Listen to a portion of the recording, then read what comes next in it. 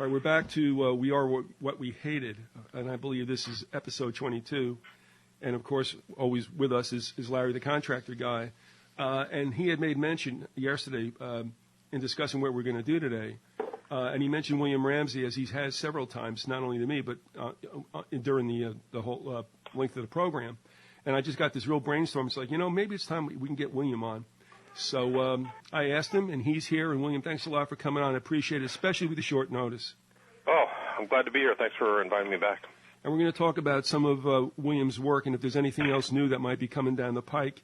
And you've seen the website there. It's up with the audio, and that's occult911.com. So it was Larry's idea. And so, Larry, why don't you frame what we're going to do today, since this is obviously your baby and you wish for William to be here, and he's here. Well, basically, I was wanting William to come on to discuss Crowley and his influence on the Nazis and Hitler, and also Crowley's influence on other individuals who were somewhat partially responsible for World Wars I and II. And, of course, we could talk somewhat about Crowley's influence on the events of the 21st century and 9/11. The first thing I wanted to ask William about is in his chapter 16 in Prophet of Evil, Aleister Crowley, 9/11 and the New World Order, which we'll be talking about today. In chapter 16, it starts off with a picture of Crowley and a quote from him where he said, "Before Hitler was, I am." He made that statement in Time magazine, December 15th, 1947. And I was wanting to ask, what do you think he meant by that? And I kind of have an idea what he meant, but I'd like to get your take on that, and maybe you can elaborate on it somewhat. Well, I think what he was trying to impart was that he was taking credit for kind of Hitler's actions, that he was kind of the ideologue, and Hitler was more of the actor of really what took place in the middle of the 20th century. So I think for him, he wanted to pervert that biblical quote and see himself as the kind of arbiter or the creator of that of the massive destruction or the influencer of the massive destruction of the World War II. Well, I think he definitely had a great deal of influence. In fact, another quote you have in the book that I wanted to talk to you about was, you say in page 194, "He represented an evil influence upon other people. Many of his associates and followers affected world events. J.F.C. Fuller was one of two Englishmen invited to Germany for Adolf Hitler's 50th birthday in 1939. There are not vast degrees of separation between Crowley and Hitler. The connection reaches merely from Crowley to Fuller to Hitler. Both Hitler and Crowley emphasized, if not completely dedicated to, the primacy of the human will. The Triumph of the Will by Leni Riefenstahl emphasized his ideology. Crowley had his own approach to human will, his word-in-law, thelema, which is will in Greek." Could you comment somewhat on J.F.C. Fuller? I think you're pretty familiar with him. As I understand it, Fuller was an OTO member, or at least an occultist, and he was also a very high-ranking general in the British Army, and was a man who had a lot to do with tanks and the development of tanks. Well, J.F.C. Fuller had a connection with Hitler very early on with Crowley. Crowley had set up an award to be given out to somebody who wrote a book. It was a £1,000 reward. It was a sizable award, and J.F.C. Fuller wrote a book about Crowley called The Star in the West, and that started off kind of a relationship between the two. Eventually, there's a falling out that took place that's very typical in relationships Crowley had with his followers. But J.F.C. Fuller went on to write a variety of different books. He was very literate, much like Crowley. He formulated and learned from the events of World War I, where there was static warfare, and devised a strategy to use mechanized military tanks and et cetera to have a more mobile kind of attack structure during any other future warfare. And the English, being kind of a more seafaring nation, did not adopt these tactics, but they found a lot of adherents in the German High Command or the German War Command, and he also was kind of a pan-Nordic kind of, I guess you would say, kind of an occultist of that stripe, similar to Hitler, and he was one of only two people two Englishmen invited by Hitler to attend Hitler's 50th birthday in, I think it was 1936. I'm just curious. I know he had an influence on the Germans as far as their tactics. Was he, or do you know that if he had any influence on or any relationship with Guderian? Not to my knowledge. I don't know. You know, he was kind of more of doing my research on Crowley. He was kind of like a side figure. I didn't really follow up a lot. I just thought it was pretty interesting that he had, he had been. There was a direct connection between him and Hitler. So, yeah, I think, as far as his influence on the German High Command, I mean, I think that. According to my understanding is that, I don't know Guderian in particular, but definitely the German military was definitely enamored of his writings. All right, let me ask you guys a question or make a statement, and then I have a question. With the passage you read, was with the before Hitler was I am, is that what that was? It was a statement that Crowley made. Right. I think in Time magazine, according to what William wrote. I'll let him address that. Well, let me ask you this. Do you not think also that there was a slap at Jehovah in that one? Well, absolutely. Right. Absolutely. It's a direct reference from the statement that Jesus Christ made in front of the Jewish, during the time that Christ was in Jerusalem. So, he was definitely referencing that straight up. All right, and the name Jehovah, my understanding, is kind of I am what I am. That's what it means in Hebrew. Does it strike you, gentlemen, strangely, if you think about it? That was in Time magazine, correct, Larry? Yes. Can you imagine a supposedly real Christian country back then looking at the cover of Time? I'm wondering if there was any kind of backlash toward the magazine for being, so unchristian or whatever, letting that happen, or whether Crowley, and I guess you can tell us perhaps, William, did he ever get any fallout from that? Because this guy seems to be a little bit like Teflon. The reference in Time magazine was referencing a statement Crowley said about, before Hitler was I am, but it was in the Time magazine in 1947 upon his death. So it was after the I just referenced that. Article. It's Crowley saying that. When I was doing my research, I couldn't find the exact place where he had said that, but Time had referenced him saying that. So, and the reason I just bring this up, and Larry, I'll throw it back to you. Just indulge me one more. I appreciate it. Thank you. No, I do. Honestly, it's your show. Here it is. That's it. Whenever it's just get the old guilt stick. All right. And this is based on a little bit of what William and I talked about earlier in the day, but. He makes that comment, and he's pretty much out of Dodge by then, and his life's coming to an end. So I guess he could have done that. And if there was any angst directed toward him by a nation, I guess it really didn't matter because he was gone. However, what really struck me interestingly was that this guy at least was around long enough to have some import in both World War I and II. I talked to William before about the mentioning of Crowley with an individual who was a German American by the name of Eric. And, and there he was instigating stuff at the time, and maybe William gives a little thumbnail on what he claimed to be and what he might, in fact, have been. And then you see him again, like in World War II. I mean, for a character that spans two wars, had a reasonable import in both, to a certain extent, in the espionage, if you will. He just does not get included in a whole lot of books, about both wars. So, William, with that, having said that, do you find it interesting that he was pretty much active in both wars, kind of like behind the curtain?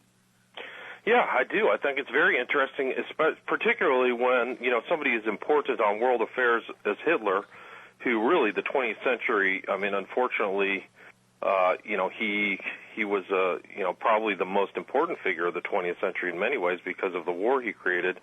And his ideology was so similar to Crowley. So it seems strange to me that so many historians and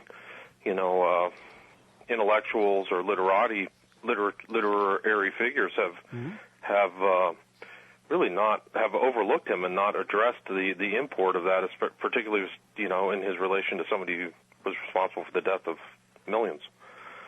All right, I appreciate that, Larry. I'll throw it back to you. And let me ask you this, though. Did you know that Crowley was kicking around, and he was stateside also, wasn't he, for a while, William, in World War I? Right. So, he came right at the outbreak of World War I. He was in New York. He associated with, the literati. He was friends with a lot of,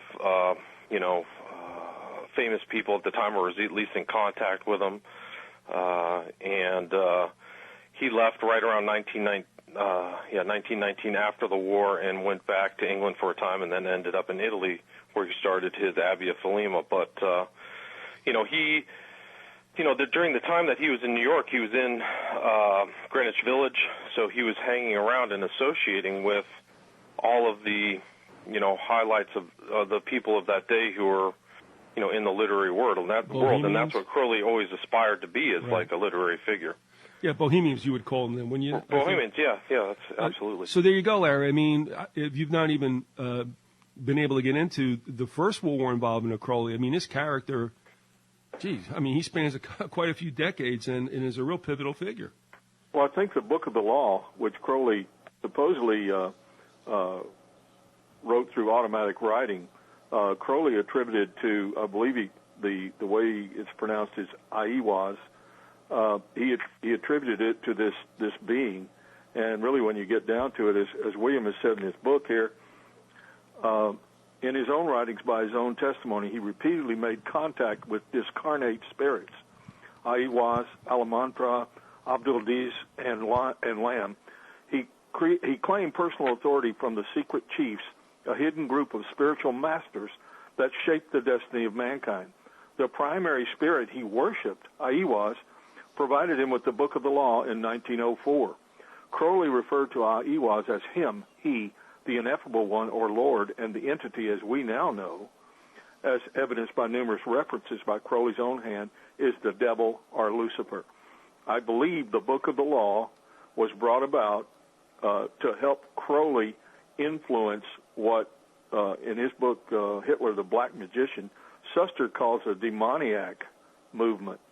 In other words, what Suster is saying is that Crowley was the primary human influence that helped bring about the First World War and eventually the Second World War, and the third will come, because these wars are planned by the powers of darkness and in the entity of Lucifer, the devil. Okay. I hope I've got that right. No, and I mean, just to follow on in your reference, I mean, Crowley himself states right here, this being called Aiwas, an intelligence discarnate, who wrote this Book of the Law, using my ears in hand, his mind certainly superior to my own in knowledge and power, for he has dominated me and taught me forever since. So, that's one of the reasons why I titled the book The Prophet of Evil, is that Crowley considered himself the prophet of the devil.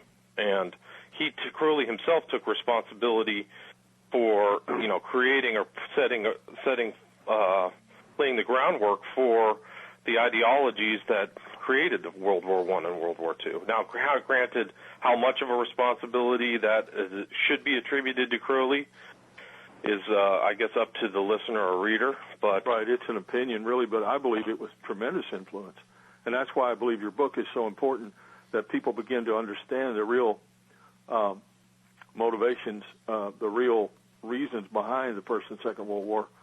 And I believe that you're entirely correct in that he influenced, in effect, the events of September 11th, 2001. Yeah, and that was really the primary impetus of my research, or why I was researching Crowley. But then I recognized that his ideologies and his ideas were not just an influence upon 9/11, but a lot of the 20th century and Hitler. So, and you could have taken Crowley and Hitler and put them in two places where there would never have any bleed over, but the similarities in their ideology shows how important they are. And there clearly has been some type of, cross-fertilization between them through GFC Fuller and others and other OTO members. And Hitler, in his early years, he was enamored of the theater, and he loved this one play called Parsifal, which I know for a fact was written by an OTO member. So it had all this kind of like German. The Holy Grail. Yeah, and the Grail and all this other stuff. Grail, blood, and so forth. Yeah, and then there's his attention, his attraction to Dietrich Eckhart, who he quotes in his Mein Kampf as like the most influential person, and Dietrich Eckhart was a master of the temple, much like Crowley was. I mean, right. they both took that title upon themselves. Crowley went a little bit farther and called himself a magus and one of the 7 most important people in human history. He really loved to put titles, grandiose titles. Yeah, right. Yeah, but yeah. So my point is that this kind of ideology and outlook is very important, I think, for people to understand, because it shows how human beings can be capable of such violence and evil, really, unleashed warfare and destruction. Can I ask a question about Crowley? What you just mentioned, and this is a jump ball for both of you. One, he seems to have done a reasonable amount of clowning up, and I'm wondering if, one, he did that so as not to be taken all that seriously, so he could do the serious work afoot, or if, two, that was part of, like, quote, his playful spirit, because it has worked to a certain extent to make some observers, historians, whatever, say, no, he was pretty much showbiz. There was really nothing there, and I think that's a big mistake. So what I'm asking you two gentlemen, do you think that clowning or that showmanship part of him was a deliberate, like facade? Go ahead. Well, I can comment on that. I do think that it was deliberate. I think that he was a pretty sophisticated guy, so a lot of and he was also kind of he was trying to become a kind of a person of renown. So a lot of this clowning and public statements and things where he was always covetous or always wanted to obtain the press attention, So he was always trying to do it with his writings or public displays. So then, that was kind of like his public, his face that he gave out. But, the deeper that you got, the more serious he became. So, as a person with many facets, Crowley, as a complex person with many facets, Crowley definitely had this kind of joking exterior. But, once you read all his stuff about child sacrifice and, his blasphemies and stuff like that, there's a very, his sexual perversions and everything like that. There's a very dark center core to his character, I think, for certain, at least in my opinion. Larry, what about that in your take? And then I have to ask you a question as well. Well, I agree with William that he was a very serious guy underneath, and he did affect something of a clownish persona. I think part of it probably is because he kind of had the heart of a ham actor. I mean, he liked to run around in these elaborate outfits, with capes and turbans and just kind of affecting kind of a almost a comic opera look, But when you got down to it, and anyone who really became familiar with him, I would think it wouldn't take very long before they saw the seriousness of the man as far as his intentions, and just how incredibly intelligent and how incredibly evil the man was. I mean, when you read some of his writings, you almost have to stop at some point because it's just so disgusting and vile. I mean, the man was just vile was the best way to describe him. This is kind of interesting, too, just as an aside, but when you talk about this and I think back, and there's some other work I'm doing here that brings us to the forefront of my mind, and that is whenever you see the truly sinister and predatory people, I mean, even if you're talking about serial killers, I mean, I hate to use these terms, but like the really good ones, they're all brilliant. The most tragic consequences brought upon humankind, seems to have been the work of people who are just brilliant. This isn't some just, beat up little kid or something like that who grows up mean. And it's amazing time and time again. Now, what I wanted to ask you, Larry, on a scale of 1 to 10, first off, what do you think the number would be to equate whether or not Hitler and Churchill both knew there was a script? Gosh, that's that's a question I've never really been able to answer. I would say at least a 5 or 6. All right. The reason I say that is it's never really been clear to me Hitler's intentions toward England. When you start to study Hitler, you begin to realize very very early on that he had a great deal of admiration for the British Empire. That actually was the second part of the question. Yeah, he had a tremendous admiration for the British Empire. Right. He loved the British crown, the British aristocracy, and he thought that the way that the empire was being run was great. And he really did not, from what I've read and from what I can gather, he really did not want to initiate a war with Great Britain. In fact, a lot of people think that the attack upon Great Britain, which became known as the Battle of Britain, was really just kind of a feint, which kind of set up his real intentions in attacking Russia in 1941. Of course, everyone knew from Mein Kampf that what they call Lebensraum, living room, right, is what they were seeking. They wanted Russia really badly. And of course, the Nazis politically despised communism, and the communists were their biggest political enemies. They were what they hated. Yeah, exactly. Now, William, if you can add into this, and Larry, as well, and this is another question I would like to ask of you. William, is there any, and Larry too, have any of you come across anything that indicates that Crowley moved between England and Germany during the war? Oh, yeah, he definitely did. Okay. I mean, I don't know, now, during the war, that I don't know for sure, but I know that he spent a great deal of time in Germany. In fact, from Suster's book, I can read a little bit to you about the First World War. And for Crowley, a sincere and intelligent man had, despite these qualities, become convinced that he was in truth the beast 666, prophesied in the book of Revelation in the Bible and hailed in the book of the law, who would bring an end to the Christian age. He welcomed the First World War not only as a vehicle for the destruction of the old eon, a baptism of blood, but also as the messenger of the freedom which he believed would dawn upon the people of the world. The war did not have this latter effect. The people of the world were much too badly frightened to cope with freedom. Crowley thereupon adopted the view that yet another and more destructive world war was inevitable and would soon come.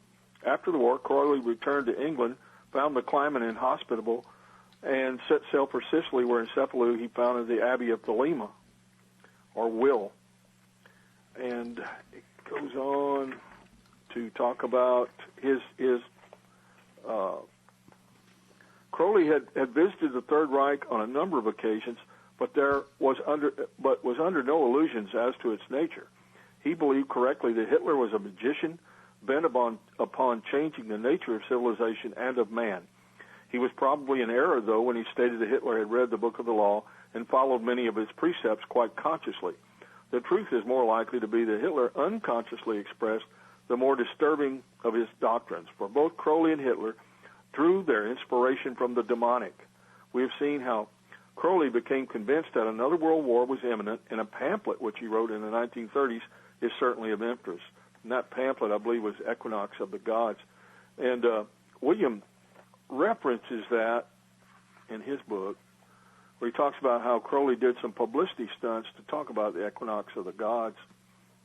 And it says, Crowley never abandoned his need to engage in strange publicity stunts.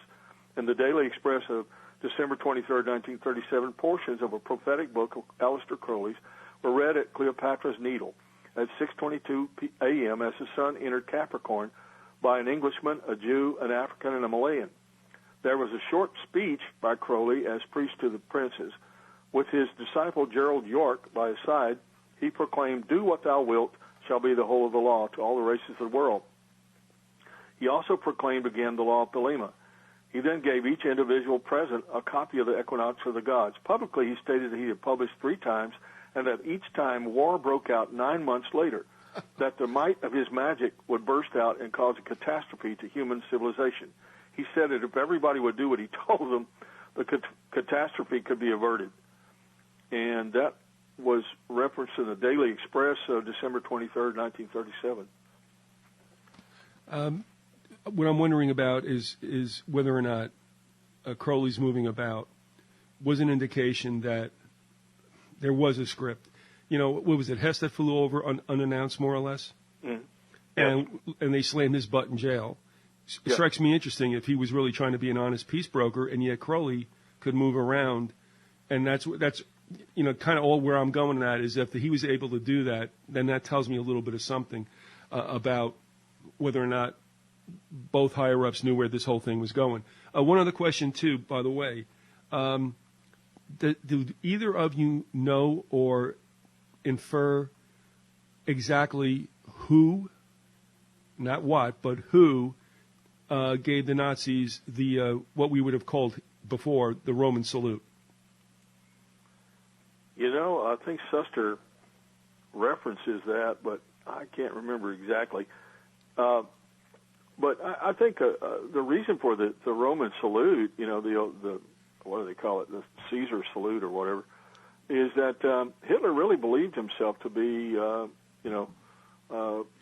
the new Roman emperor. He believed himself to be establishing a new Holy Roman Empire. Okay. And the same with Mussolini. I think first started that salute. William, you have any guesses? Do you know? No, I don't know. All right, I'm just going to throw this out. There is I don't know if this is a true thing or whether it's turned to urban legend. There are some, whoever some are, that attribute it to good old Dietrich. Interesting. Yeah, and then the story goes further that Dietrich gave Hitler that, and that in turn Crowley gave Winnie the peace sign.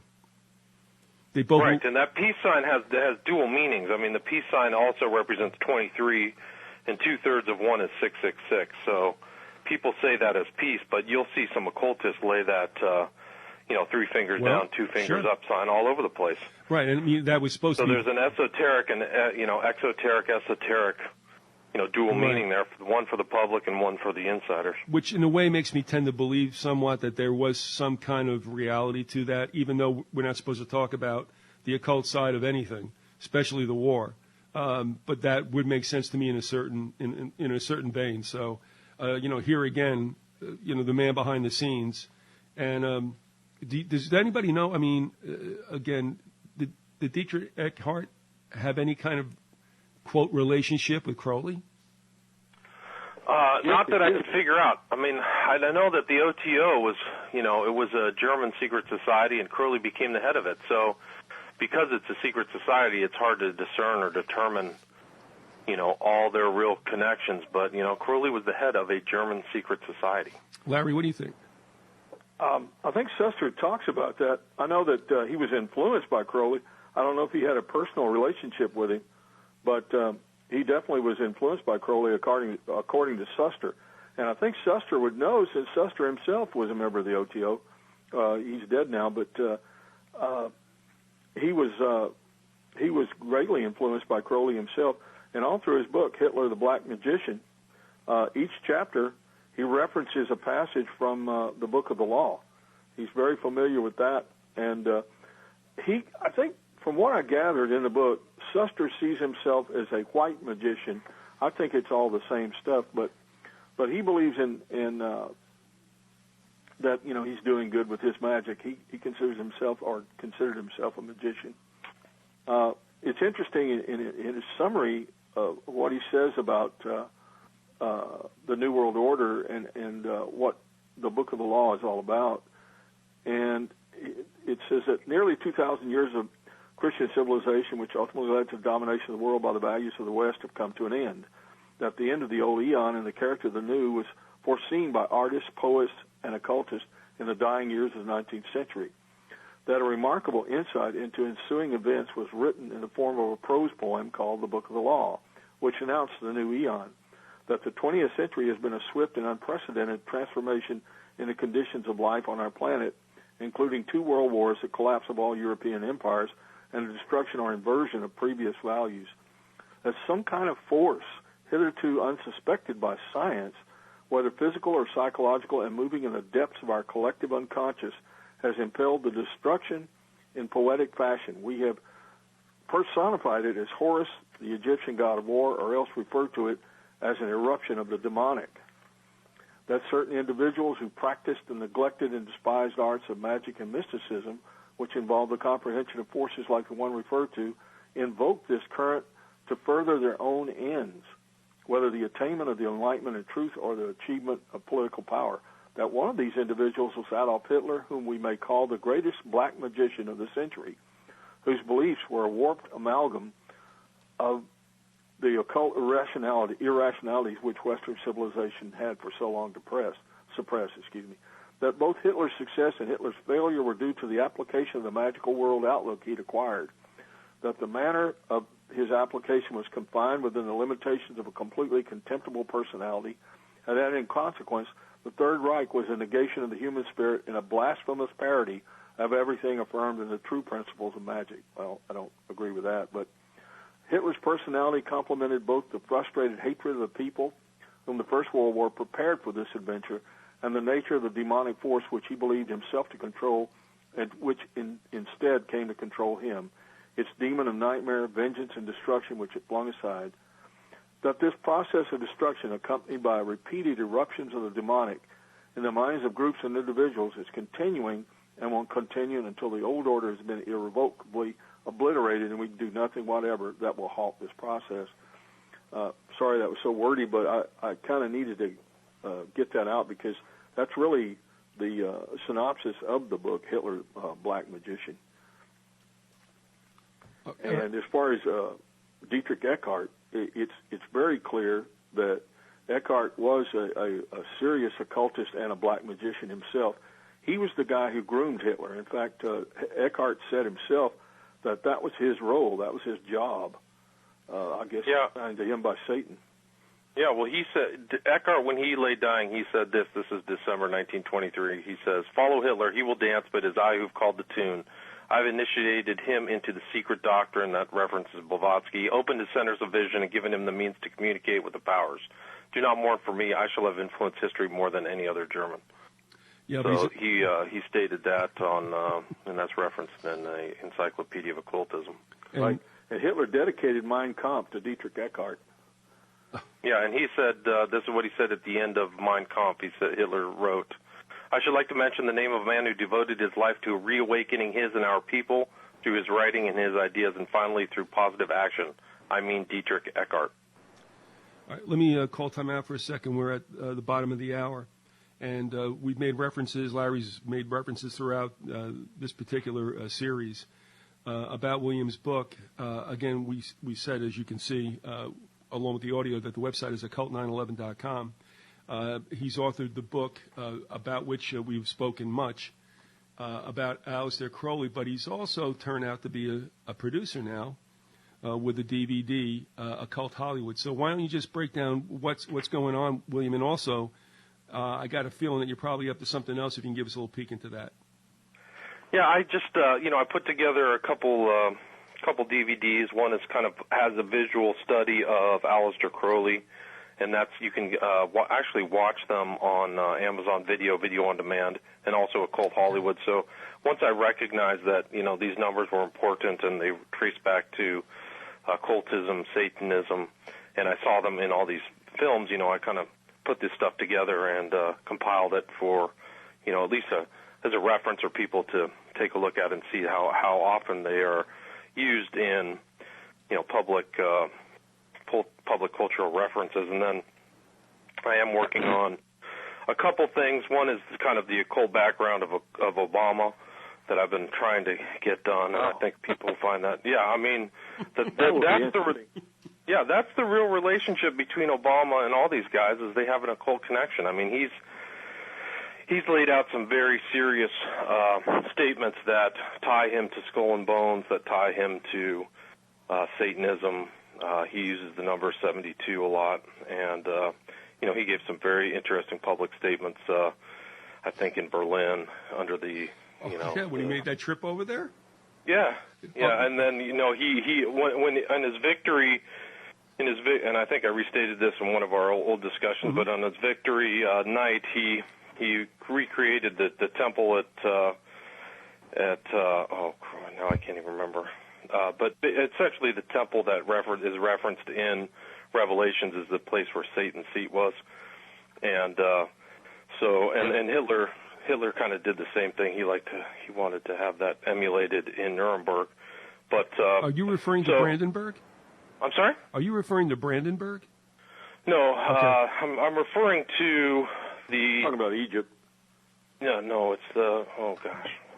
The reason I say it because he wound up getting a photo op at that famous place. I believe it's in Brandenburg. I don't know where there is an obelisk inside a circle, a rotary, an auto rotary. Oh yeah. I remember that. I don't know what city or place that was, but I remember seeing that photo. But I mean, he hit a couple of places in the Holy Roman Empire when he went over there, which I thought was a very interesting trip. But I'm sorry, William. Please continue.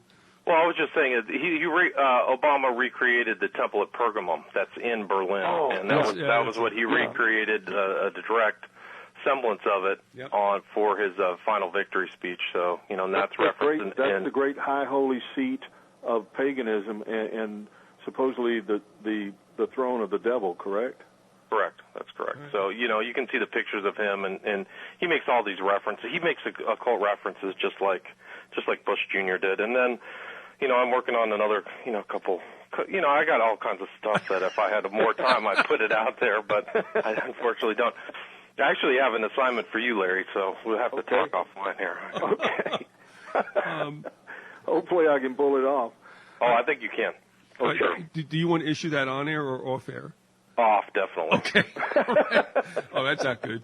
All right. Now, I'm going to throw a question out to you, William, and then Larry, please respond, and then I'm out of here again. Sure.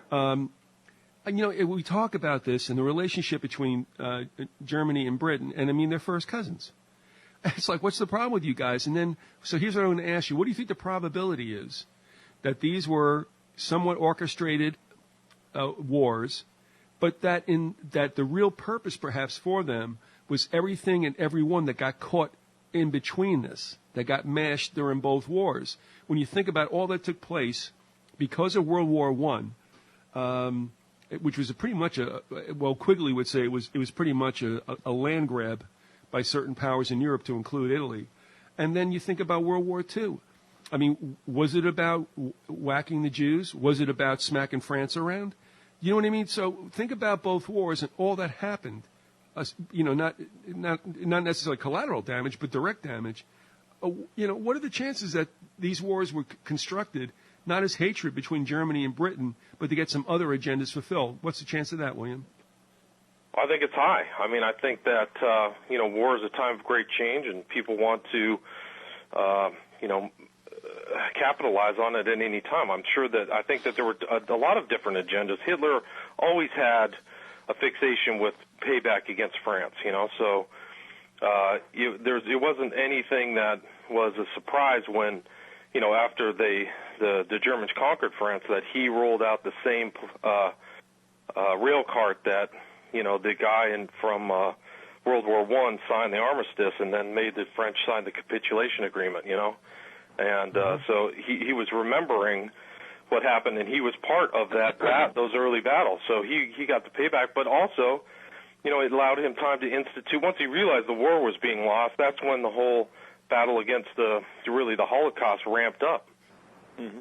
And so that was his other kind of totally racially motivated, grievance against the Jews was really ramped up and done. And they threw, it was a grievance against a whole bunch of different minorities, including the gypsies.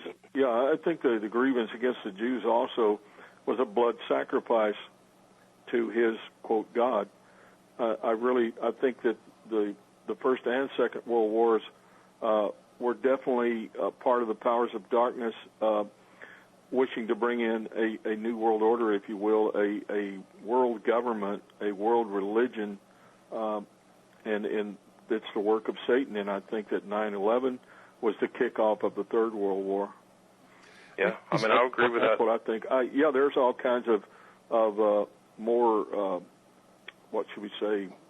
I don't want to use the word mundane, but there were earthly events that happened. There are different actions taken by different nations and individuals that brought on. There were social and sociological causes for World War I and II, but really behind the scenes, the overall reason for it, the reason for those machinations, is coming straight from Lucifer and his minions. It's the powers of darkness, and these events were, just as Suster said, demonic. They were brought about. It's a progression toward world government.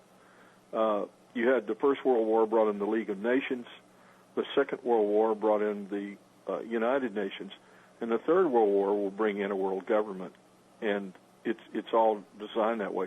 It was also a desire to kill off as much of humanity and inflict as much misery on humanity as possible by that enemy of humankind, which is Satan the devil, who hates us with a tremendous passion. He and his minions hate humanity. They hate everything that's good, everything that represents kindness, compassion, love, etc., all the good qualities that humans have.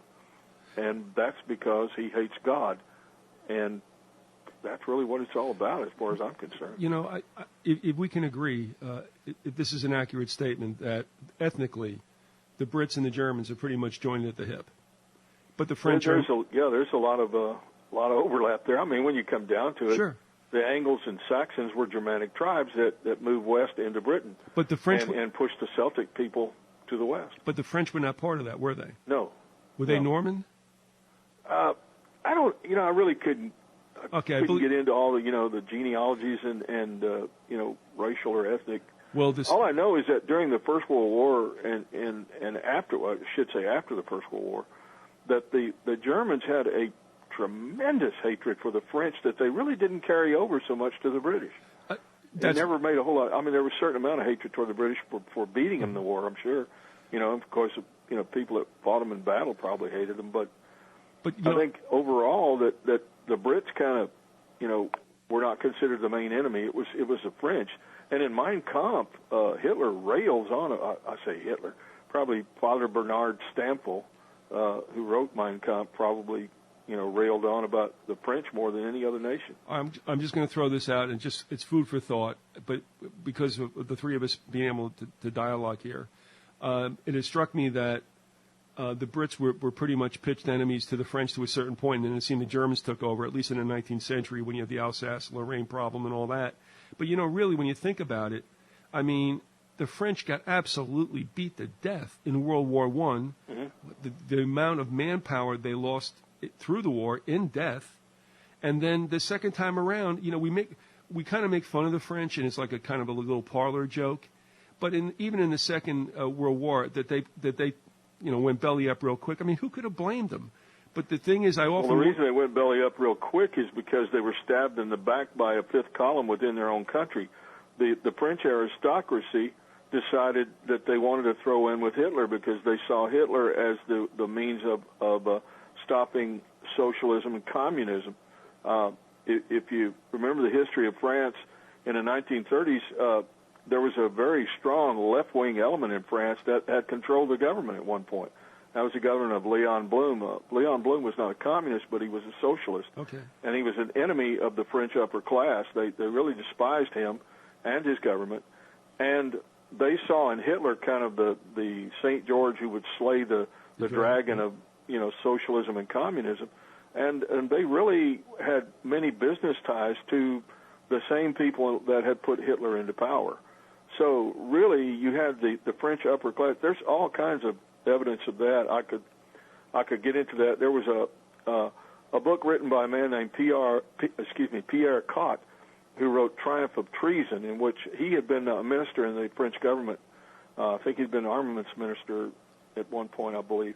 At any rate, he wrote a book called Triumph of Treason, in which I think I laid it out here in the series, where he showed how it went all the way from the newspapers, the intelligentsia, the aristocrats, and the French army. There were people in the French army, generals, and people in the higher ranks, who made it a point to betray the country and allow the German army to win. And they also had been the same people who opposed modernizing the French army and not getting new technology, such as more modern planes and tanks that could compete with the Germans. Last comment, and Larry, please go with the line of question you have for William while we got him Sure. here. But I also have to laugh because when you think about the Revolutionary War, the two nations represented for the supposed enemy was Britain and, well, at least the Hessians, right? Germans. But who came on our side? The French. It's like, why don't you guys ever want to play with us nicely? You know what I mean? And I like I said, they get a bad rap, but nobody suffered more, I think, in World War I than they did. So, I'm just bringing that out, and you guys have both said to a certain extent to affirm the fact that there's a whole lot of stuff that occurred while these two giants went after each other. So, Larry, take it away, please. Yeah, I just wanted to, again, reference a quote from William's book and have him maybe elaborate on it somewhat. And this is on page 195. Crowley's influence is nearly suffused in the events of September 11th with copious numerological references and the formula of the New World Order, ruled by an elite, the strong over the weak, and a new form of serfdom. His prophetic vision of magic, Satanism, blood, and sacrifice burst into full bloom in the new millennium with the events of 9/11. To fully comprehend the events of the 21st century and the direction of the world, Crowley, the great B666, prophet of the new eon or age, must be understood. All of humanity must reawaken to the problem of evil. We must recognize, must identify evil, and provide a warning to others. As all lines of history move forward to converge at a nexus point at the top of the pyramid, the legacy of the prophet of evil, Aleister Crowley, casts a long shadow upon the events of the 20th century and will continue to influence events in the new millennium.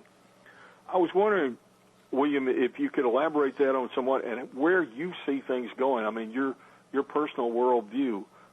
Do you? And I'd like to ask you specifically: do you see a third world war occurring?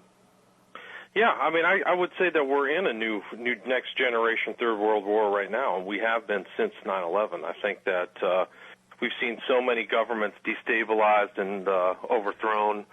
Whether they call it an Arab, Spring or all this other nonsense, it's still revolution. Whether it's in Egypt, Libya, Tunisia, attempt in Syria, Iran, Iraq, you see these stolen elections. You see massive propaganda, chemtrails, poisoning of the food and water.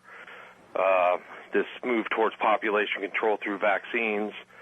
Just incredible lies on the media and distortions, and it's kind of it has to be seen, or to me it's seen as a war against humanity. So I definitely think we're in it. I think that it'll probably continue to flare up until the real fundamental problem is addressed, and that is that these people are really trying to reformulate the whole world and do it based upon evil designs, largely formulated by, well, essentially the devil, but also his servants on the earth, people like Aleister Crowley and Adolf Hitler, and there are people who admire them, namely in our country, it would be George Bush Sr., David Rockefeller, and George Bush Jr. Larry, with kind of a German twist of this as well, if I think we've talked about the fact that the only other pope that took the name of Benedict was the one that presided over World War I in the Spanish flu. And now we have Ratzinger, who has nothing really to do with that order, taking that name on. And as what William just happens to have been a soldier in the Third Reich during World War II and a member of the Hitler Youth. And then his predecessor, too, had a little bit to do with I.G. Farben, right? Yeah. But, I mean, again, if we're looking at this Third World War, William has just mentioned it. I mean, it seems to me that there, and if we agree that there's always an agenda other than two belligerents going at each other, that there's going to be a lot, unfortunately, that would happen through a Third World War. It would be the depopulation that the elites love. Yes. And then later, they always have. Yeah, and then, well, and I'm only going to say this. In the United States, the Spanish flu went through the country, but it was heavily believed that it was the soldiers who were vaccinated that brought that back with them. And there's a story that you can read online about, what is her name? Oh, what am I doing this? Called The Poison Needle. All right, I'm not even going to try to do the name right now. Which talks about a woman who ministered to sick people in their neighborhood. She, her father, and mother, they weren't vaccinated, and they actually could minister to the sick and they never got sick themselves. So anyway, that's another aside. But my point is, it's nice to have a killer loose on a population after the war because it picks off the weak, whoever's left over, if you know what I'm saying. Right. Eugenics. And you don't want to do it before because in a social, biological sense, it's always been stated that human beings are crazy because they send they send the strong off to war to die, but the weak, vis-a-vis 4F, let's say, stay behind. So in this case, it would be that, and plus if you introduce a la Spanish flu 1918, 1919, whatever, after the fact, to me, that's like letting, the maggots eat the dead flesh after the wound has been opened. So I think we're looking at something like that. And I don't think that we're going to see contagion before we're going to see a global conflagration. Well, look at Gulf War syndrome. Where did that come from? I think it came out of a laboratory somewhere.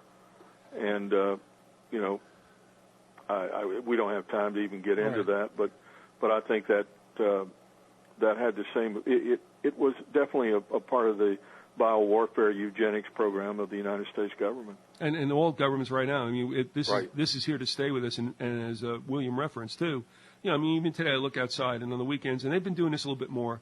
The chemtrails get heavier, and it's like, okay, look, I don't feel them, I don't know.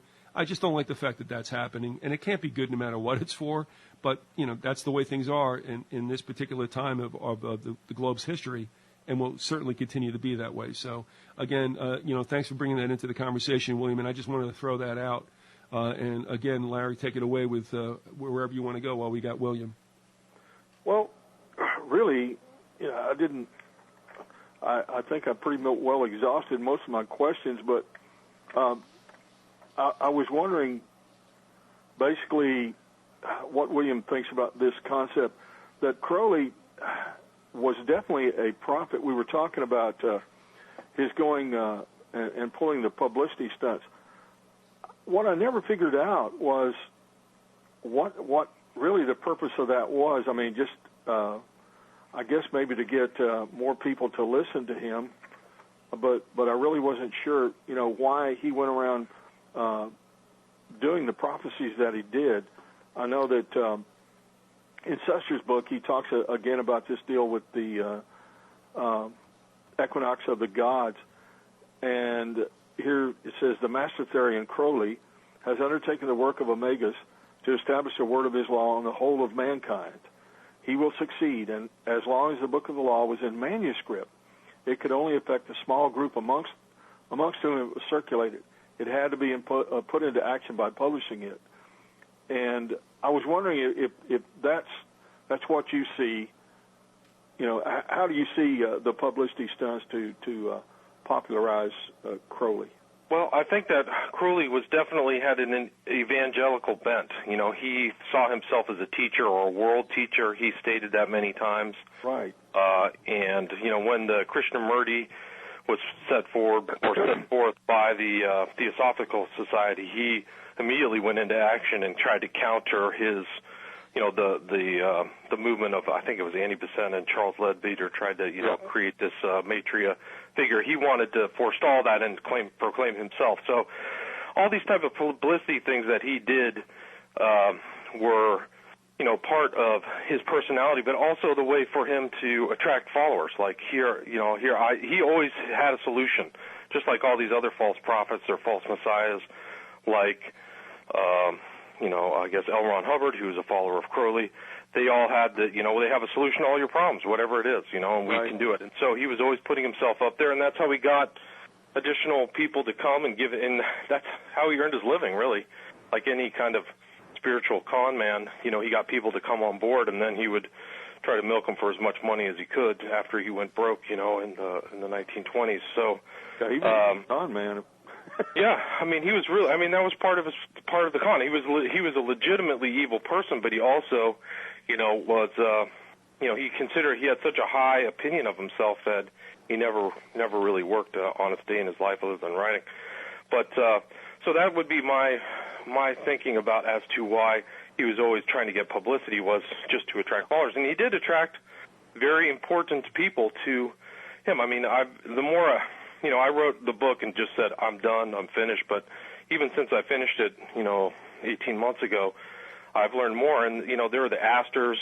The Jacobs were affiliated with Crowley and knew him back in New York in the war years of the First World War. So Crowley's able to ingratiate himself with so many people through, his publicity and because of his repute or his ill repute, I guess. Well, William, now you did it.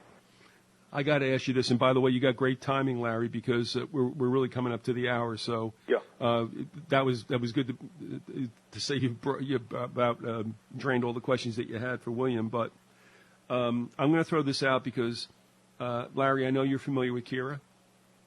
I really don't know her. I've heard her speak. Right. I've heard her interviewed before, but I haven't corresponded with her.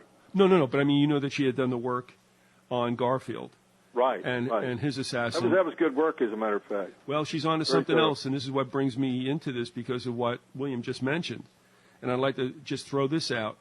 And let me ask you, Larry, did you ever read The Secret Enemy? What is it? The two books by Bill Hughes, Enemy Unmasked and The Secret Terrorist. Have you ever read them? No, I haven't read either one. All right. It's mentioned there. Here's what I'm going to throw to you, if any of you know anything. But I'll go with you, William, because one, you got to leave, and two, you mentioned Aleister. Yeah, you probably know more than I do. But it's my show. It's show. It's my show. I can stay on past the hour. I'm good to go. I've got time. Unless you're trying to get rid of me, I will. No. It's been a pleasure having you on, believe me. Well, I mean, he may be getting rid of you, but I'll stay. Okay. All right. Here's where I'm going. No, by all means stay. But I mean, like I said, it was nice of your family to allow that too, because it's a weekend and such, and I'm not taking that for granted. So thank you. All right. Here's where I'm going to go with this. There are a number. Okay, a number. What does that mean? I know at least of 3 versions of what happened to Aleister on the Titanic. One is the mainstream, and there's 2 others. It is very curious that he died on that ship when supposedly 2 others who were magnates, I think one of them might have been Vanderbilt, I'm not sure, all had booked but then said, you know what, we're not going to leave, and they went back, and they didn't sail. We all know what happened to the Titanic. Does anybody have any kind of indications that Titanic sinking stunk to high heaven and whether Aleister was a principal for it? I have no idea. All right. I do not know. Okay. It would be interesting, though. I mean, I know that there are plane flights and things like that. I think there was plane 553? It was sometime during, after Kennedy got killed. There was a fixed plane flight, and people tried to get other people to get on that flight because they knew it was going down. You ever heard that one? So maybe the Titanic was like that. I'll have to send you that information, but there was it's the one where Everett Howard Hunt's wife died in that plane crash. Right. Oh yeah. Yes. Yeah. That was a fixed plane crash. She was meant to die, and they tried to get other people on there. All these other, and there's a African American guy who's very famous. I forgot. He's always doing fasts and stuff like that. But somebody tried to get him on that flight. Dick Gregory. Dick Gregory. Yeah, they tried to get Dick Gregory on that flight. Yeah. So they were going to try to kill a whole bunch of people all at once on that one. Well, some thoughts are that there's certain parties that wanted Aleister's fortune, and that his wife was on that boat as well, but she did not die. As the story goes, the women and the children went first, but the other story is that there was plenty of room for other males as well. Who knows what that was about? Supposedly also that they shot the wrong flares in the air, if you can believe that. If you're in duress at night, you're supposed to shoot up red flares to see if you can, at least get some trawler or whatever's out there to help you. They shot white ones, which meant, hey, we're having a party. Well, somebody was, perhaps. They were having one, all right. Yeah, that's what I mean. It's like it's kind of an interesting aside, but when I was in law school, the first book that this guy William Kovacic, who is my professor, who went on, he was at least under the Bush administration, the head of the FCC. But the first book that he gave us wasn't a law book. It was A Night to Remember about the Titanic, because he tried to analogize how many mistakes that were made through pride and oversight and, this can't happen. He tried to analogize that to court cases because what can go wrong can go wrong. So it was kind of interesting that, he made us read that. It was something kind of counterintuitive or unexpected. But for us on the level that we do things, I mean, I'd have to say just thinking about how he approached it, that would necessarily mean that they really were mistakes. And I think kind of like where we're at, because if you're going to deal with conspiratorial incidences or whatever you want to call it, or history, you take a look at everything and you got to look at it askew, because you never trust anything anymore that comes out of mainstream. So I'm wondering, I mean, if he actually thought they were mistakes, and I'm wondering, like, were they really mistakes? And as I think I had written to Robert K. Dent not long ago, what I find interesting, and this may be brewing for us as well, and again, why I think that sometimes wars, or all wars, are scripted. What in the world was in Napoleon's mind when he brought the Grand Army to try to go ahead and kick some Russian butt at what time of the year? And then Hitler, what, we're going to start... Same mistake, yeah. Yeah, we're going to go to Russia's doorstep in the fall and see if we can just get rid of them. You know, I'm glad you brought that up, Viz, because Suster addressed that. He said that it's not as simple as that, you know, Hitler just became, arrogant.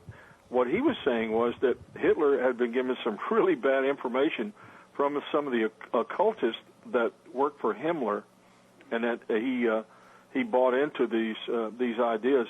And these occultists were the disciples of a man named Horbiger, who had some very strange theories about, you know, the Earth, and it was basically an occultist, a bunch of occultists that had made Hitler think that he could go ahead, and kind of gave him the big head about going in at the time that he did.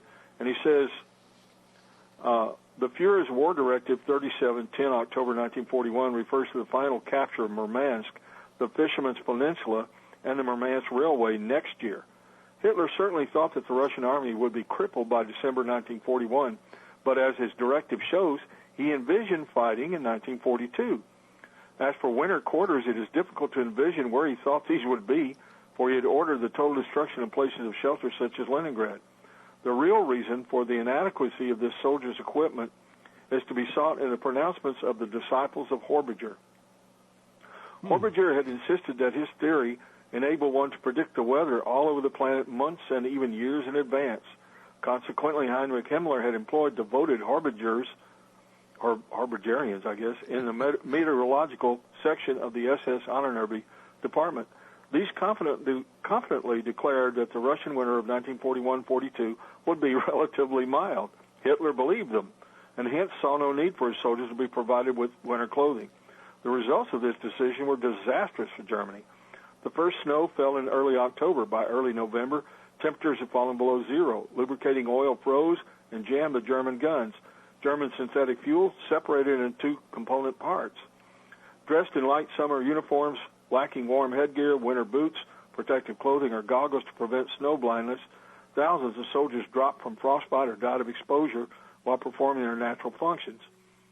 In December, the temperature dropped to minus 40 degrees centigrade, and the Red Army launched an all-out counterattack.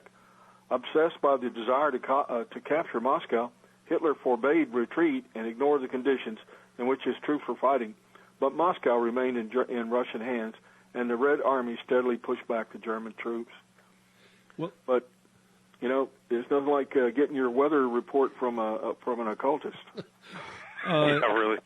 You know, I watched the History Channel or the Military Channel. I think it was the Military Channel that was also breaking that down. And what they came up with is three major flaws, but one of them is no exit strategy.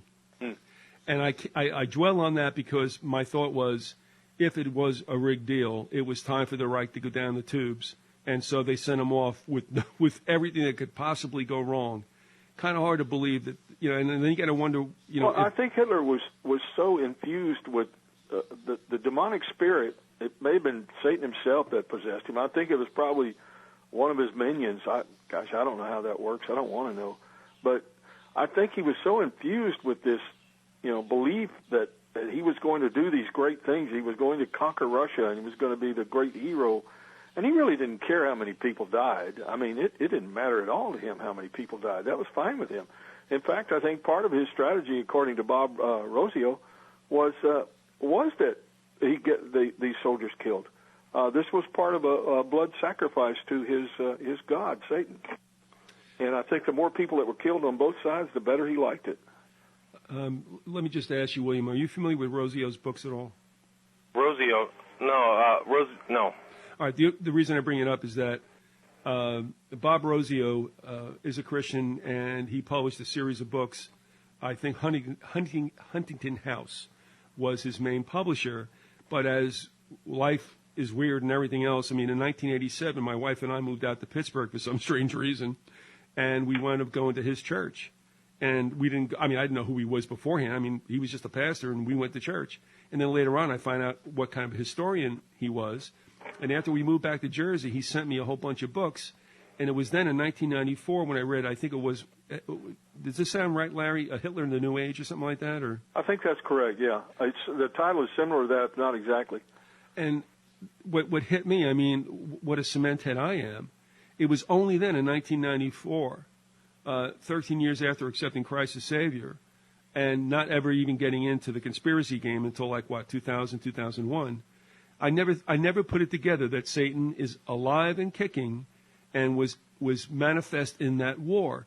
I think a lot of Christians are today, as I was then, thinking hey, when's Satan come around?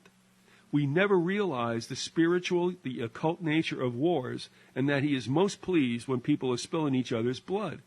So, exactly. This may be something you haven't even thought about because it was a slam dunk for you guys, but I'll throw it to you first, William. I mean, I was slow to realize that the machinations of the world are embraced fully by Satan, and these wars don't happen because two people can't really get along too well. Right. I mean, it's. I think that there's definitely dark forces that capitalize on conflict. So Hitler was from his start in the 20s was captivated. I mean, even before that, if you talk to Kubizek, some of the historians for Kubizek were some of the historians for Hitler were rejected by common historians like his childhood friend Augustus Kubizek and Rauschning and stuff like that. People who knew Hitler, but because they were first-person narratives, they weren't talked about. But Kubizek said that Hitler had all these speeches, and he was always into the occult, and he would always rail, and he would go into he was capable of putting himself into a trance. Yes. Like he'd just stare off into space. So, clearly he had some strange spiritual leanings. From very early. Suster says that Hitler demonstrated many of the traits of a black magician, and just what you were talking about, the ability to go into a trance, the ability to control his breathing, and right. And numerous people have talked about the quality of his eyes, that his eyes, when he stared at people, that he had a hypnotic effect, and that this has a great deal to do with his charisma. And I mean, if you look at Hitler, on a film, he's pretty much a mundane, ordinary Joe. I mean, in fact, he's kind of on the ugly side. I was just saying, can we use Doofy? Kind of, somebody you probably wouldn't pay any attention to at all.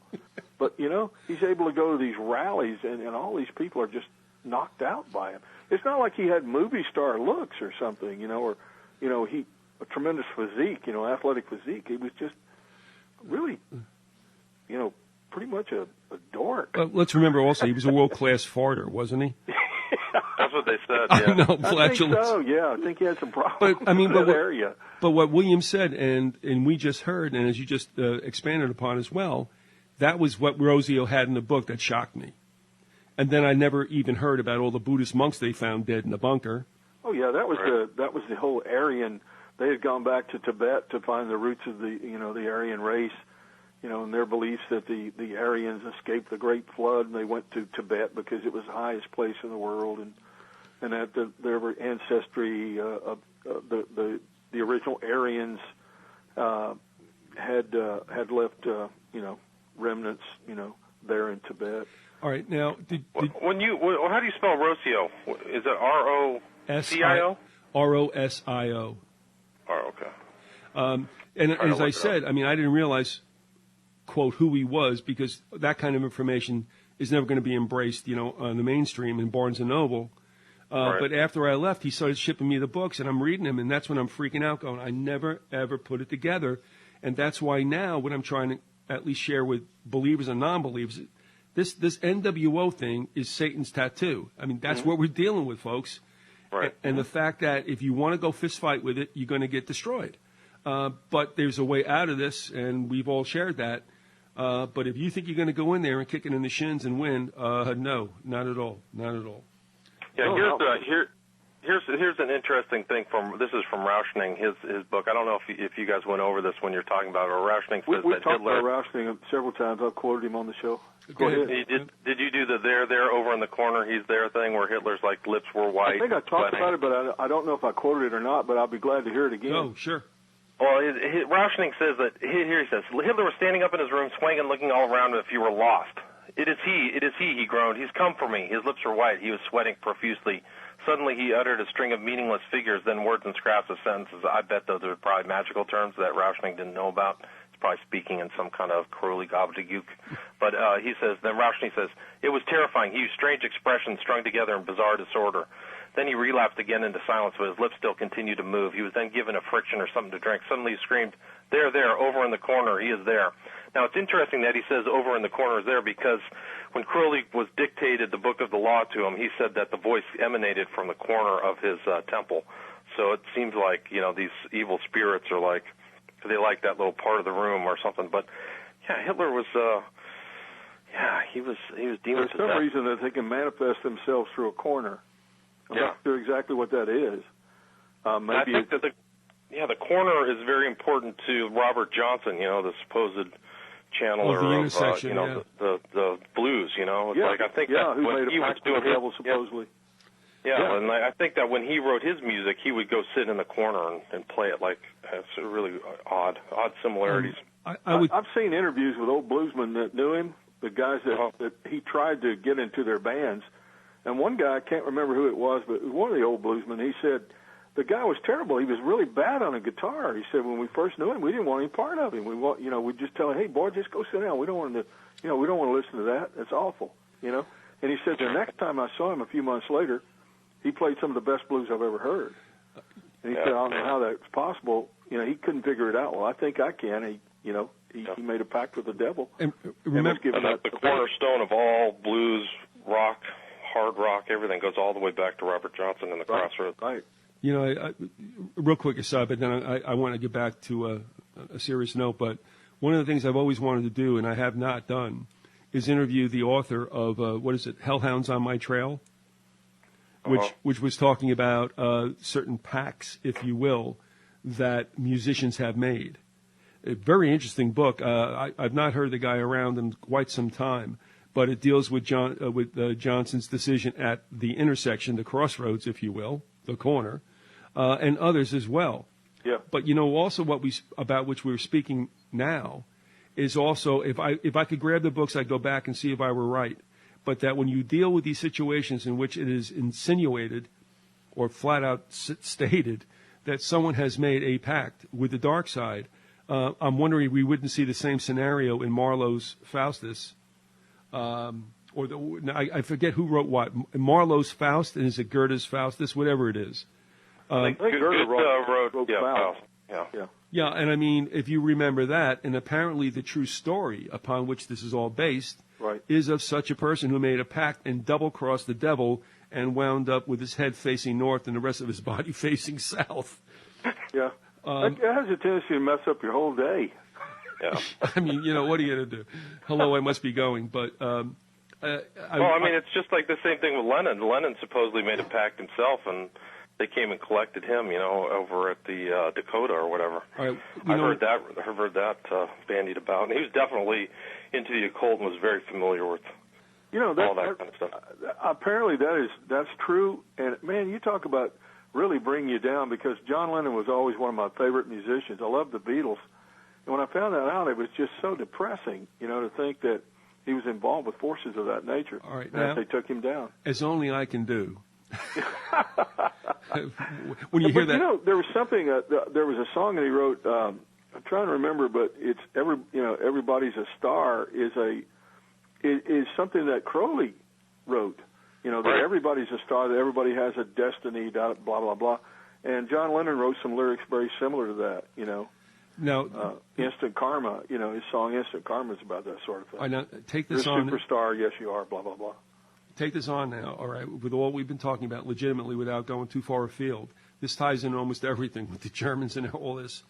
Gordon Comstock emailed me the other day saying that he may have come upon or at least became aware of a rationale for Lenin's assassination. A lot of people like to say, well, he was going to talk or he was going to lead the country in a revolution. And I'm thinking, and I think you both can agree, if there is any one album that is probably the sweetest, nicest album ever made, it was the one he made before his death, and it's Double Fantasy. I love my wife, I love my children, this is good, all this other stuff, and now he gets popped. But I think Gordon, what he had said was that he was going to talk about the influence that, now we've talked about Theodore Adorno, this is like the story that won't die, but Gordon had said supposedly it was Tavistock, which then again you could say, okay, Adorno might have been in there also. It's much too late for Bernays, that's for sure. So what Gordon said to me, he goes, I think supposedly he mentions this in a posthumously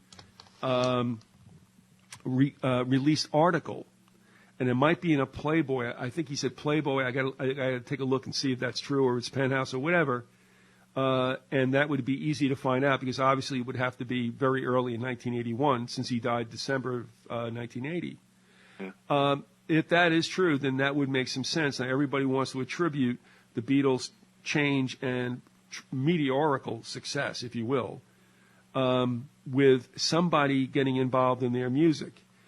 Randy Morgans was very adamant about this, and not wanting to waste his pearls of knowledge about music on me. He just said, they did things that were even like mistakes, and it worked. And I mean, I'll take that. My father said that. My father was very accomplished on a guitar, a very good musician. He had been a semi-pro musician, but at any rate, my dad said, when I'm listening to these Beatles, I turned him on to some of that music many years ago. He said, I really don't like this, son. He said, because when I start listening to this, they do things that are really strange. That's all. He just left it at that. He said, they do things that are really strange. And this ties in again, Theodore Adorno, who is, you read his stuff, and I mean, it's really thick. I mean, he was a brilliant individual, a sociologist first, but also an accomplished musician. And that's why John Coleman in the conspiracy, the Committee of 300, whatever it is, the conspiracy's hierarchy, says that the Beatles were there at Tavistock, and so was Adorno, and that's how it went down. Now, two people, one that's an author, say that's not the case whatsoever. I don't know, but now what Gordon introduced into all this is, and remember, Adorno left Germany because of Hitler and came to England. Mm-hmm. And a sociologist, fine, and he had a lot of remarks about rock and roll, about which I guess he did not like, which means, okay, is that a cover for the fact that you worked with the Beatles, or is the fact that that's why you could not have worked with the Beatles? So all this is going on, but it's easy enough to find out in back issues of whatever skin mag that was, if there's a Lennon interview and if he mentions Tavistock, and then maybe, just maybe then, I think I understand that. And there's others that also say that just like what happened with Reagan, and who was it, Rabin? In Israel, you have a supposed shooter, and then you have the shooters. So right. There's another thing going on there. Did you hear that, William? Oh, yeah. I mean, my understanding is that Chapman was mind-controlled. One of the followers of Crowley actually goes from Crowley to York to Kenneth Anger. Kenneth Anger said that Chapman was mind-controlled. He also said that so was Manson, but...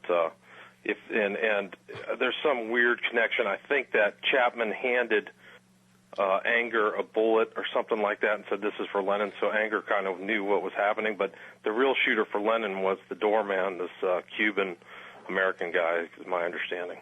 Chapman definitely had ties to CIA mind control. In fact, he'd worked in one of their operations down in South America. I can't remember all the details. I'll pull it out. World Vision. World Vision. Yeah, which was like a false front, portraying itself as like a Christian evangelist group or something. Right. Exactly. Right. And the affiliation with the strange affiliation with World Vision out there was Reagan's the guy who shot Reagan's dad. What was their last name? Hinckley. Hinckley, yeah. Yeah, Hinckley's dad worked for World Vision. Right. Yeah, so. Well, and that's interesting also because Hinckley, that family were Daddy Bush supporters through his campaigns, and it was known supposedly that what was it, Scott Hinckley was also close to Neil Bush. Right. In that Silverado situation, that's the whole story. He was also involved with a neo-Nazi group and got thrown out because he was considered too radical. Oh my God! And that's Neil Bush? It's Hinckley. It's Hinckley. Oh my gosh! Well, the thing is, I thought Hinckley was released into his family's custodialship a couple of years ago, and then I just realized, I guess a month or so ago, they're talking about how he may finally get released. And I mean, sometimes I don't get it. But I thought that was a little interesting. Yeah. But what was even further interesting is that he's going to be released. His goal. Well, but get this now. I mean, this is how much garbage this is. They're saying that, yes, Hinckley will be released, and he might have gone to his sister's care in Dallas or something like that. And she said, well, maybe that's not a good idea because the Bushes are nearby. Like, he might try to, right? And I'm like, those are the guys who told me to go do it. Yeah, I don't think he's going to bother them. Oh, my gosh. You can't but write any Democratic politicians they don't like. But, the whole story about Chapman walking up to some rock and roller on the beach in Hawaii and saying, this is for John Lennon, that almost sounds like, you've got a program here where you're going to inject that into the public consciousness or subconsciousness and then make it happen. Now, I wanted to mention this. And you guys... the Catcher in the Rye, which has some connection, supposedly intelligence agencies have used that book before, and I know that Chapman I can't remember the details, but apparently he was obsessed with that book, Catcher in the Rye. Right, yeah. That's what they caught him reading after he supposedly shot Lennon. He went back and sat down and pulled out He just sat down instead of running away and trying to, make some attempt to escape, having just committed a murder in broad daylight. He just sits down and starts reading a book. Now, we may now understand why. Now, Salinger wrote that book, correct? Right. Yes. All right. He lived in New Hampshire, and for a while I did not live that far away from him. He was near the river, and I was on the other side in Vermont. But every so often, somebody would try to snap a picture of him. This guy lived as a recluse, and I believe that the story is correct. He would walk to his mailbox like through a tunnel.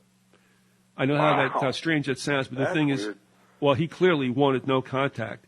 And you got to wonder, for a guy who wrote as it's just as beautifully as he did, whether or not that whole scenario. Really was. Well, yeah, I mean, did that turn him into that? I mean, why did you become that? I mean, I can understand it, but I often wonder after that, that 1980 scenario, whether he was like, oh no, in fact, you know what? Now that I remember it, I was there before 80, so it couldn't have been the Chapman episode that might have made him be reclusive. He just was so. And that's why every so often one of the newspapers would try to get a photo of him because it was like trying to get a photo of the white buffalo. You know what I mean? Now, you mentioned something else, and we should remember this because just what you said about Hitler, and then I think you just brought it up, William, and I'm not kidding around about this, but everybody in the world said that Charlie Manson was a schmuck. How in the world could he have had that kind of power? Are we looking at basically the same type of individual who could have been invested? Well, there's no doubt. Yeah. No doubt. Go ahead. I mean, yeah. I mean, Charles Manson had experience with Scientology in jail. That's what's known. Well, a lot of people don't know that Scientology is, affiliated with the dark arts, that L. Ron Hubbard was a black magician without a doubt. And they're always into hypnotism. So was Crowley. Crowley was into hypnotizing people. Same with Kenneth Anger. So you don't know, what's going on. If somebody's dealing with Scientology and they start doing the assignments and these kind of rundowns, these kind of funky things, they're titled one thing, but what they really are mind control techniques where you kind of self-auto-program. And some people are more programmable than others. There's a spectrum of receptivity, really, for each individual. Some people cannot be hypnotized, but some people snap right in and out. And those are the people's that the intelligence agents like Jolly and West and, there's a couple other guys, one guy's named Brand or something like that, Ewan Cameron, all these guys, those are the guys they look out for, they farm for, as the easily receptive hypnotized agents, and those are the ones that get used.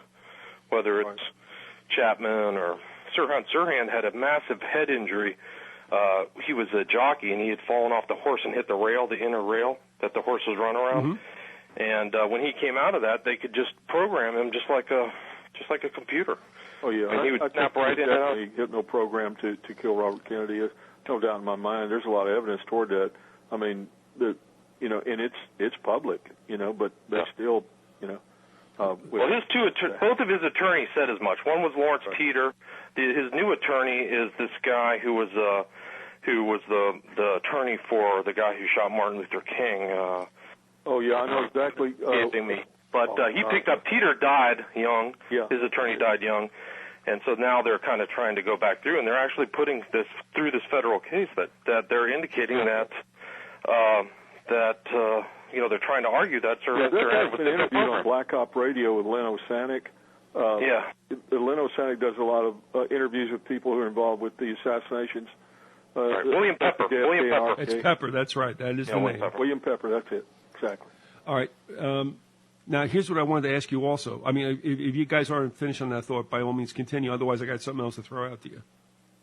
I don't know. I don't even know how we got off on that tangent. I do. It's my fault. No, but I think it goes back to what Hitler, hypnotism. I mean, and there's arguments of Hitler using all these other different techniques to hypnotize his own people. Right. That a lot of those stagings and everything like that, and all about the lighting. Black magic. About black magic. And we're talking about Scientology. Well, L. Ron Hubbard was nothing but a black magician. Absolutely. And his own son even admitted that. I've read part of the interview that his son did in, I think it was Penthouse magazine many years ago. And the guy was in hiding at the time, because his life had been threatened. But he finally turned against Scientology and started talking about how the techniques that Hitler used were the very same techniques that his father used, and talked about sex magic, which is something that Crowley was heavily into, and how that you could basically crack somebody's soul. You crack into their and just this terrible abuse of other humans, sexual partners. There's something about black magic and sexuality that just very much go hand in hand. Exactly, absolutely perverse sexuality. If you read about Crowley, and I mean, there's an apocryphal story about L. Ron Hubbard that can't be verified. It's hearsay. It's just one person's. This woman said, what L. Ron Hubbard liked to do is get on. He had this boat. He was a self-styled ship captain, and that was one of the ways he could avoid taxation and getting busted by whatever country he was in. But he had this one girl on a boat, and the stories that she told about him, and I mean, if you look at the whole totality of the circumstances of his life and what he would do to other people, they're probably correct. But what he did to her was so bizarre, and it was the soul cracking. He would engage in the most bizarre sex magical stuff, and his experience with sex magic goes all the way back to Jack Parsons back in Pasadena. Right. Around. And they were both really Crowley's disciples in a sense. Yeah. Well, I mean, it's my understanding that Hubbard started Scientology on the day of Crowley's death. Right. Also, a character. I'm sure that's just a random event. No. A person that should not be forgotten in all this, and I think this happened before you came around the show, more or less, Larry, and that is when I had on Maury.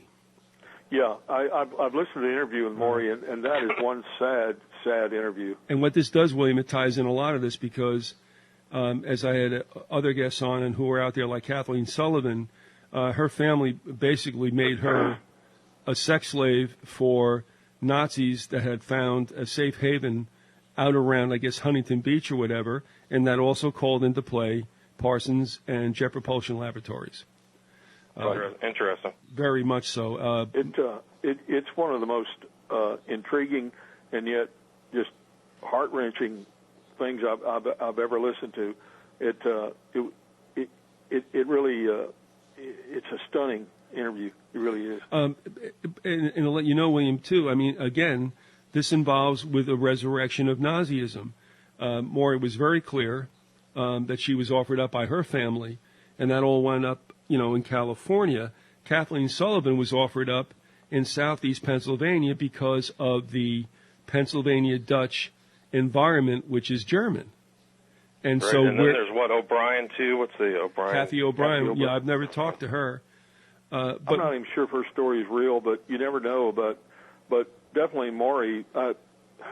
There's no way that I don't believe Maury's telling the truth. No, I agree. I mean, and Maury's had to hide since, from what I understand.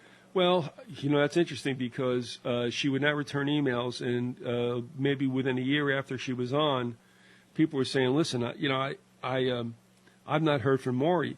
Now we went back and forth for a while Beyond the Grassy Knoll was still up, because she was very concerned about certain influences on Eric John Phelps and some of the stuff that was coming out of him. And I have to agree, rightfully so. Sorry to drop names, but it is what it is. And his relationship with Greg Zemansky, who has to be the biggest phony in the entire universe. So be that as it may, but she called out a lot of things, and I was agreeing with her, and I'm like, you're right. And then after that, it was over. Now, have you heard, Larry, that, like, say, since, like, 2007 or, it had to be 2006 or 7, that she had to disappear? Well, I read an article, I can't remember who it was by, but they referenced Maury, and in the article it said that some to the effect that she had disappeared. Nobody has been able to find her or contact her in quite some time. And this had been like 3 or 4 years ago. Right. And that kind of sent a chill down my spine, because I'm thinking maybe she's revealed too much about satanic ritual abuse and pedophilia, yep. which is a very, strangely enough, a very, I don't know if you call it a common practice, but it is widespread in this country. Sure. There's John Benet Ramsey, I'm really suspicious about that. I think that was a ritual satanic killing. Well, because of the time of the year as well. Yeah. But again, anyway, Adam Gorightly got an email from supposedly Maury. I mean, it was a person who, all right, he gets an email. The email address is Maury's. Nobody's heard from her for years. He sent it on to me and asked me, do you think this is she? And I thought that was interesting. Adam's a fun guy and all that other stuff, but, he's serious about a couple of things. He just wasn't sure if that was the email, the kind of email that Maury wrote. So right. We don't know. Right. Maybe, trying to compare her style or something. Well, yeah, and she was trying to promote somebody else who was coming out with a book on something. So anyway, but Yeah. William, the point with these two women is that they share the same story about being raised up by their parents with, like, no compunction whatsoever about giving up their daughter for whatever they could exact from it. And she knew Jack Parsons. And she did, out there. So she winds up out there. Kathleen, and in fact, I always mention the fact that as Harry and I were listening to Kathleen tell the story, Harry's looking across the way to me, and he gives me an indication, like, he's got something he's got to ask. And I said, fine. And then I said, Kathleen, if you will, Harry's got a question. And Harry said, Kathleen, are you saying to us that there's a little Deutsch in Pennsylvania Dutch? And she said, absolutely. So my point is, you've got them coming over to the United States, and this also harkens back to what was fictionally or otherwise promoted in the book Boys from Brazil. Because where does Sir Laurence Olivier wind up? He winds up in Pennsylvania. Let me tell you something. I know you're familiar with that, Liz, but my ex-wife was Pennsylvania Dutch, actually Lutheran, not Mennonite or whatever. But I've been to that area more than one time on family vacations to visit her parents and relatives, and it would be very easily for somebody who spoke only German to blend in, to fit into that culture, and because the older people there all speak German. They speak the dialect, known as Pennsylvania Dutch, to each other in the stores, on the street, and everything else. And I could easily see that happening. I'm not saying it did just because I saw that, but it could very well be that somebody could fit right in. Without a doubt, and that's where that goes. And again, people forget, because of California for the most part, that California is always thought of as the state of all kinds of occult groups and religions. But Pennsylvania, before California, Pennsylvania was home to all that. whether you agree or not with whatever. I mean, where do the Quakers go? Where do the Mennonites go? So well, it's places where they're tolerated, and there tends to be once a tolerance of groups that might be considered strange otherwise. Once that tolerance is there, then people tend to move there because, hey, if they tolerate this, then they'll tolerate us too. Right. Well, it's just like Crowley in Bohemian environments. Everywhere he went, every country, it was always Bohemian, whether it's Paris, it's Greenwich Village, it's the Bohemian part of London. Weimar, Germany, yeah. Weimar, Germany, everywhere. I meant to ask you about that. That's something I forgot to ask you about. What do you know about his dealings there in Weimar, Germany? Was he involved with the art? Well, it's a good question. I mean, I wish I knew more. Crowley in those years was very mobile, but I know that in one of the talks that you and Viz had, you talked about Christopher Isherwood, and Isherwood was an acquaintance of Crowley. They spent time together eating and drinking, and I mean, I need to do some more research on that regard. I got to read all the Isherwood stuff, but they also had the same kind of, Crowley was pansexual and Isherwood was homosexual, so they had kind of similar. That's interesting. Pansexual? Excuse me, but well, yeah. I mean, yeah, he was trisexual. Would try anything. Exactly. No, but go ahead, William. I'm sorry. So anyway, I would love to know more. It's hard to get into that. I'm sure that there's some German historians who are very familiar with that era, or that might have emphasized, what was going on in that kind of cultural environment. But I think, Isherwood knew him. There's also other English spies that Crowley was associated with over there, and I mentioned them in my book. And, I wish I knew more. I mean, Crowley wrote about his kind of adventures in that underworld in the Berlin. I think he might have very much influenced that. It was a perfect environment for him because of the decadence there. But I think he may have influenced it. I wouldn't doubt it. I mean, he wrote about all of his liaisons and his affairs, and he was, he claimed to have relations with 3,000 people in his life. So that he was sheep and other animals. Oh God! Anyway, but and he wasn't in the group Kiss. There, sorry, he wasn't in Kiss. What's that? He wasn't in the group Kiss. Oh man. Sorry. Anyway, he's that's okay. We always do this. I don't know. I mean, there's something wrong with us, I guess. There is. I mean, getting back to your question, there is a lot of room for. Like, there's other places in my research that I just were hard to get information on. Just like with his time in Paris, he spent a lot of time Shakespeare and Company and all these other environments in the golden age of Paris, but I can only see it through the eyes of people who are English speaking. I don't speak French, so right. And the same thing with Italy. I'm sure that there's Italians who have great information on Crowley while he was in Sicily, but it's just it's difficult to. The only person that I know of, that we were talking about, the only one I've read anything from was Isherwood. I've read just excerpts from some of his books, and I know that Isherwood was the guy who wrote the script for the movie Cabaret. That was based on an earlier work of his. It was by a different title. I didn't know that. Yeah, Isherwood wrote Cabaret. And, of course, in that there's this whole thing about bisexuality, just people experimenting sexually and all kinds of weirdness. And I did not know he was homosexual. I assumed he was, he probably liked girls or was bisexual. Anyway, doesn't matter. But I do know that he wrote about the sexual deviance and decadence of that period, and he also wrote about the violence in the streets. How the Nazis and communists. Right. He was talking about many times you sit at a cafe and all of a sudden a fight would break out. Somebody break a chair over somebody's head and that kind of thing.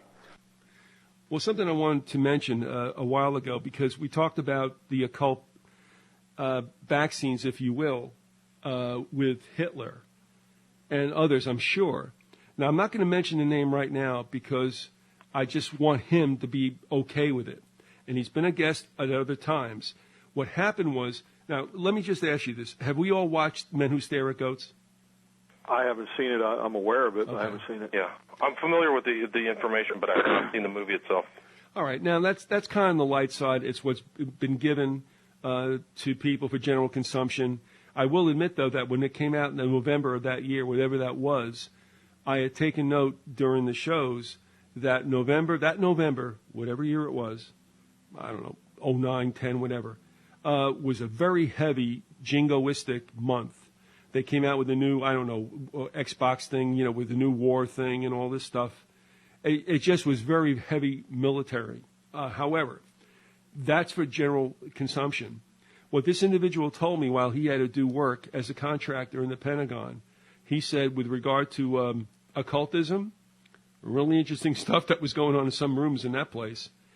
And that makes me wonder now, too, in the whole of this, with those who wage war and such, are we really looking at the evil side very much a partner, and no matter who goes into battle? You know what I mean? So we're no different in a sense than anything else, if in fact what this individual said was true, and I believe it was, that there's like a certain, wing, if you will, that works on certain things, and I think we saw a certain manifestation of that vanilla-ized in Men Who Stare at Goats.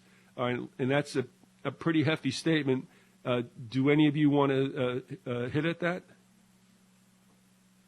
I can talk to that. I mean, Hitler had his own, occult orders and occult and Anarnerby and all these other departments through a variety of his administrative bodies in Germany working on that. And the U.S. has always been, through the CIA, experimenting with mind control, the effect of drugs, and the final frontier is really the spiritual stuff, the ritual magic and its attendant, practices. So I think that, and it's always been there, and it goes back even to the Old Testament, people doing stuff like that, these and different groups of people going to war and, having blood sacrifices before wars and all kinds of things like that, and actually sacrificing the people they've captured, whether it's the Aztecs or Mayans or something. So it shouldn't be as a supreme surprise that there are parts of the occult American military that are doing stuff like that. I know for a fact that Michael Aquino, who is a member of the Temple of Satan or Set or whatever you want to call it, is a ranking colonel, a fairly high, well-established guy who's experienced with, psychological operations. I mean, I've read one of his. He was big in the Phoenix program in Vietnam. Yeah, I've read one of his documents that was published. I'm sure there's 10 other ones that are, for only military eyes only, but he went from psy war to mind war. I mean, he wanted to take psychological operations and just make a constant assault upon other people's minds as part of the next generation of warfare, and I think we've seen that played out after 9/11. Confusion, dread, fear, and I know that he co-wrote that with this guy Vallely, who is on Fox News all the time. So, there's kind of a allusion to him in the movie Apocalypse Now, where they come in with the helicopters and they're playing the Ride of the Valkyries. Yeah, Wagner. And, just really trying to, and they just start shooting up this village. I mean, just blowing it to pieces. And kind of a psychological terror technique that they're using there. And that's, I believe, kind of an allusion to Aquino and the stuff he was trying to do in Vietnam. Yeah. Also, it's I was going to say it's very Germanic also, by the way. Let's not lose sight of that. Yeah. But because it's Wagner. But go ahead, William, what were you going to say? Well, I was just bolstering your statement that I don't have any evidence that it's happening inside. I don't know who your contact is at the Pentagon, but it shouldn't come as any surprise if it is happening now. And considering the people who are in power, it shouldn't it shouldn't be a surprise at all. Also, I just want to ask this. It just popped in, but this isn't the extra question I was thinking of, and that is, I'm wondering if there's something ritualistic about this, or whatever it is. But I mean, the mainstream news can do whatever it wants to do, because it's told exactly what to let out and what not to. So they're the supposed gatekeepers, but they really aren't. So given all that we've said just now, I'm like, okay, so what is up with the 4 Marines pissing on the Talibans? Oh, man. Is that supposed to mean something? I mean, what is this all about, really? I don't know. It's I don't know why anybody's that surprised about it in a way, because you're talking about warfare, which is the most horrible thing that mankind can engage in. That's right. And this obviously shows hatred and contempt for the enemy. And I'm not saying it's right.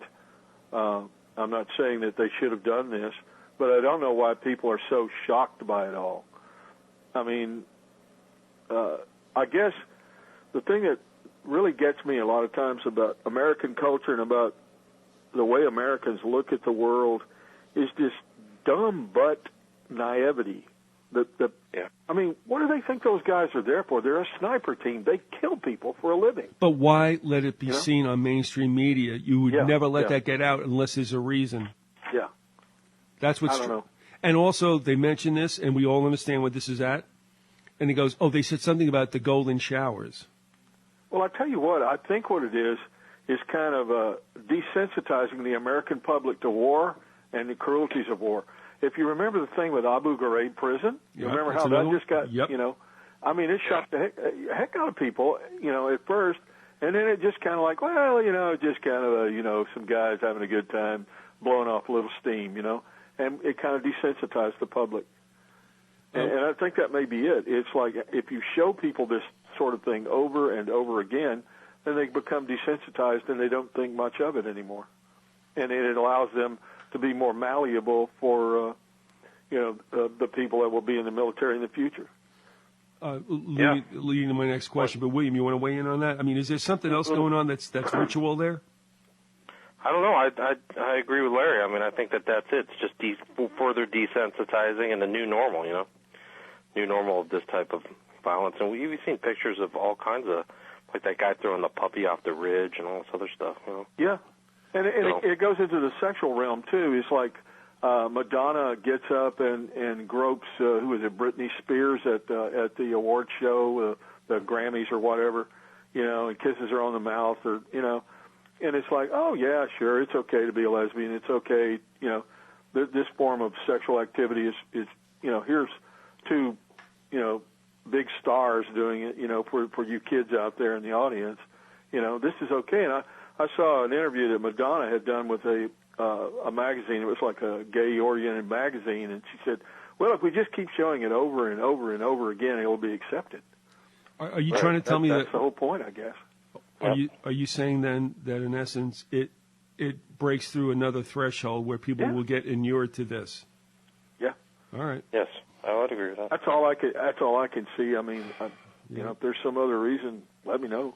All right. Now this ties in, and this is the exit question because you had mentioned before, and you and I had talked about it elsewhere, about the movie Cabaret, which I didn't understand what was going on pre-World War II in Germany. I guess we had something like that to a certain extent with post-prohibition. We went through that little flapper thing and all that, but it seemed like to die away. I think the decadence that was portrayed in that movie, I think, was at least supposed to tell us that this is a necessary step toward where Germany's mindset would be to let them go to war. That's my guess. I don't know. But what I'm asking is this. Since really the foundation block for what we have done, Larry, these 22 shows, was somewhat based on ominous parallels by Leonard Peikoff, who said, look, we are headed the same way. And I think there's a lot of validity to that. So, having said that, I'm going to go to you first, and then William, if you would. We can make a lot of what's going on and make it work to our basic schema. I don't think we're doing that. I think that it is just human behavior. It's civilization behavior. It's been like this forever. But we're the last, or at least the most recent manifestation of it. What am I saying? It was hard for me to understand, and William, you do, and Larry, you do, that Germany was a high culture place. I mean, I would always equate that for some reason with France and any other place but Germany. But Germany was where it was at that particular time. And then I think I can say this accurately, some sort of decay began. Right. Well, so, the Nazis made a great deal of hay off that. I mean, they went to, the more conservative elements of German society, middle class people, they brought out that, this bohemian thing, the leftist, are bringing about is destroying our. What we need is a culture of hard work and the peasants on the farm, and the family structure, and personally I agree with that, but they were just using that as a means of getting into power, because really when you look at the Nazis themselves, and in particular the brown shirts and their leadership, they were a bunch of flaming homosexuals. Yeah. It was they even went. There was a big scandal several times in major German cities where they would go and make out with their boyfriends, so to speak, or even it made it very obvious to the public, that they were homosexuals. And then if anybody objected to it, they would start a fight and beat the heck out of everybody. It was the decadence there was something, though, that to the unsuspecting public who didn't know how corrupt they were, they used it against their opponents and said, yes, we're going to get rid of all this when we come to power.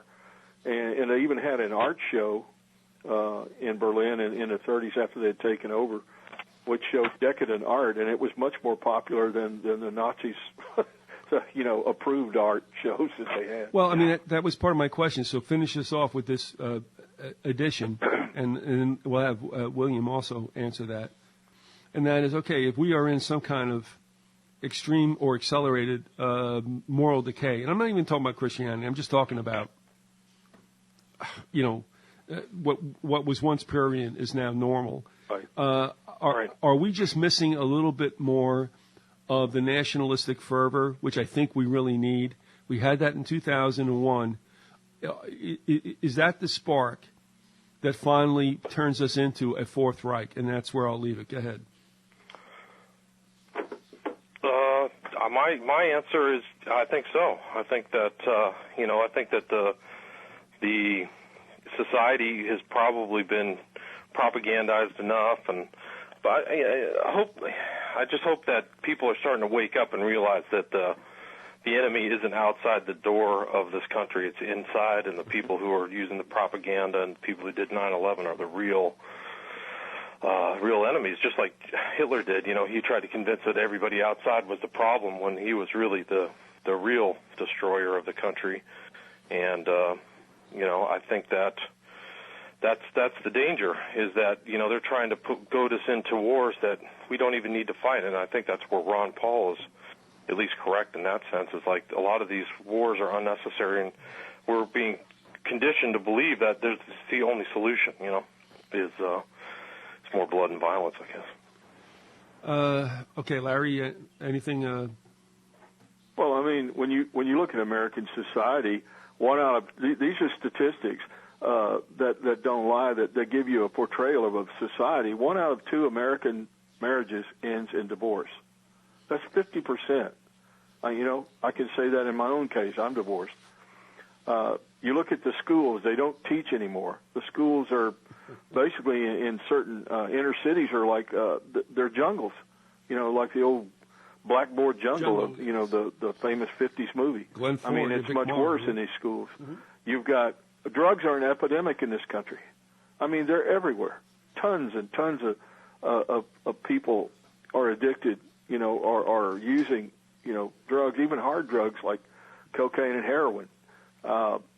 You've got basically moral decay everywhere you look. I mean, I don't think there's a homosexual agenda in the sense that, a bunch of leading homosexuals got together in a cloakroom somewhere, in a back room somewhere in Chicago and goes, yeah, well, this is what we're going to push.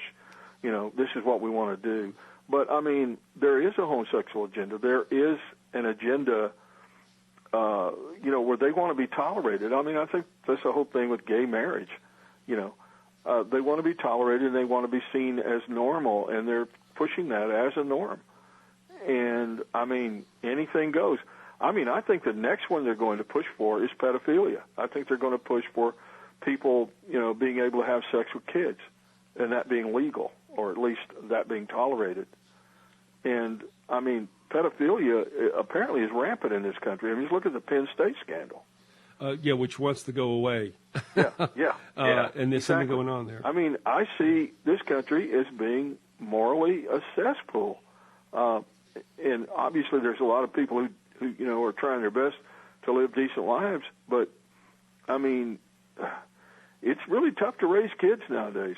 I mean, my sons are both grown now, but I mean, all the influences around, no matter how hard you try, the kids are influenced by their peers, and we're in big trouble. I mean, our society. You walk through a large city in the United States, anywhere. I mean, it doesn't matter. It could be New York, Seattle, L.A., wherever, Dallas, whatever, and there's a sense of fear. There's a sense of decadence. There's, it's really scary that there's an awful lot of places, where a person who is white can't go into that neighborhood and not be taking a big risk of, getting the hell beaten out of them and robbed or killed. And, I mean, in some of these cities, it looks like a neutron bomb hit. Like, there's no businesses. The banks have done a great job of basically stripping the wealth out of the country. Right. And, the banks really have done to the United States what the Nazis or the communists could never do, which is totally denude it of all of its wealth. I mean, you have people who are homeless when you have the banks holding on to like 9 million homes and not putting them on the market so that it doesn't collapse. So their rationale is we got to stabilize these prices while people are living in their car and dying of starvation in the United States. Right. So, and our jobs are all going overseas. The jobs are all going overseas. The political policies are insane, and the people in Washington are. They don't make a lot of sense. Calling them people is probably the highest platitude you can give them. You're right. Well said. But, and here we go finally, and that is, if you have internal problems that are created by the upper level, shall we say, when the masses finally get kind of like a wind of this, the best thing to do is to tell them it comes from without. It's an external thing, and that's where I think we're getting prepared. I.e. a false flag attack like 9/11. Well, that's the whole thing. I mean, it just goes back to how correct George Orwell, Eric Blair was. Blame it on a foreign enemy while the internal guys are the ones who created the feudal estate. Right. Look at how little we've built and created over the last 12 years since 9/11 in this country. Who has redone their house? Where's the more house building coming from? It's almost like it's stagnated. It's actually degraded while we spent all this money on bogus wars. I mean, it's not like it's not like Blair was reciting a playbook, but he just knew how the system worked. Right. Blame it on an internal enemy, solidify the class structure, and, Yeah, I mean, that's one of the things that disgusts me, among other things, about Alex Jones, is he's always saying the foreign-owned banks or something like that. He always repeats it. Well, that's a bunch of hooey. The banks are right there. The banks that caused the problem are right down the street. They're 2 blocks away from where I live. Well, it was the international Jewish conspiracy. Yeah. They were responsible for communism and they were responsible for capitalism. Well, which is it? Yeah, really. Yeah, so... just blame the other guy when it's the real problem. The real problem of America is in country. It's nothing outside our borders. So, I mean, to blame it on problem, I believe. Well, I agree with that too. Problem of greed, but greed is really a spiritual condition. It's an evil spiritual condition, I think. Oh, I agree with that too. I mean, greed isn't even about money. It's about wanting to have more than the other guy and not have some kind of egalitarian sensibility. Like, I've got it all, you're nothing, you're eating out of a garbage can, I get steak. Right. I mean, that's the wickedness of it. It's like some of these people and the banks could afford to have people living in a comfortable environment, but they're not going to allow Christ that. always taught us to treat others the golden rule, do unto others as you would have them do unto you. But here in this country, it's a big joke. Yeah, do unto others before they do unto you. It's the whole idea of American culture is get as much as you can together as soon as you can and retire. And screw anybody that gets in your way, and to hell with everybody else. Who cares about them anyway? There is a lack of concern, a lack of compassion for other people, and just a selfishness which is brought on by a sinful nature. And it's a spiritual condition. And I mean, it's been like that, it ain't nothing new. I mean, this has been like that for thousands of years. Come on, Larry, we're a Christian country. We're not like that. No, but I'm serious. I mean, we all stand back, and I mean, We got to carry on with our lives. I mean, and God blessed us and patted us on the head and said, "It's okay. You can go ahead and kill those Indians. It's all right, because you're America and this is a Christian country, and anything you do is right." And a lot of Americans just don't seem to get the idea that we're going around the world exploiting that. I mean, the third world, the reason the third world's in the condition it's in is largely because of American corporations.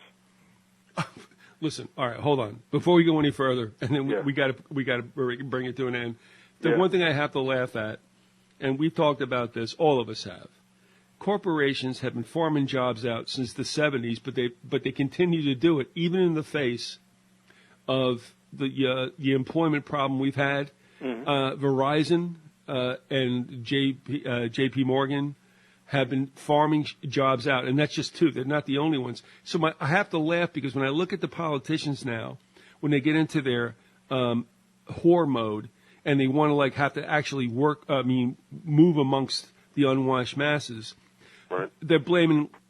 They're gonna make job creation and they're calling job destruction on Obama. But I'm laughing, going, I wish somebody would answer the question. They're all the same. I mean, they're all run by Wall Street. I mean, the corporations, we've talked about this many times. Mussolini said the definition of fascism, he said fascism should really be called corporatism because fascism is a merger of the corporation and the state. And that's really what we have in this country. But, Larry, that's the point. I mean, I sit there every morning when we wake up to the Today Show. Why I do that, I don't know. I'd rather hit myself in the head with a brick.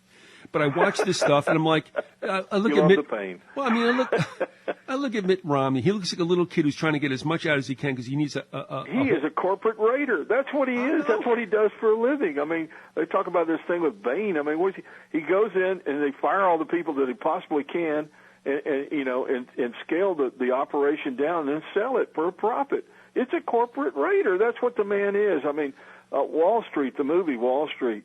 I mean, if you've ever seen that. Yes, we have. That's what that dude is, man. He's good. I mean, and he comes on, look at me, I've got a big family. I have family values. No, you don't, you SOB. What about the families of all those people whose jobs were lost because you went in there and started cutting people? Larry? Care less, Larry? Yeah. Back away from the phone. I'm sorry. Yeah, we're going to have to hose you down after this. But that's okay. Step away from the microphone. But my point was they don't talk reality.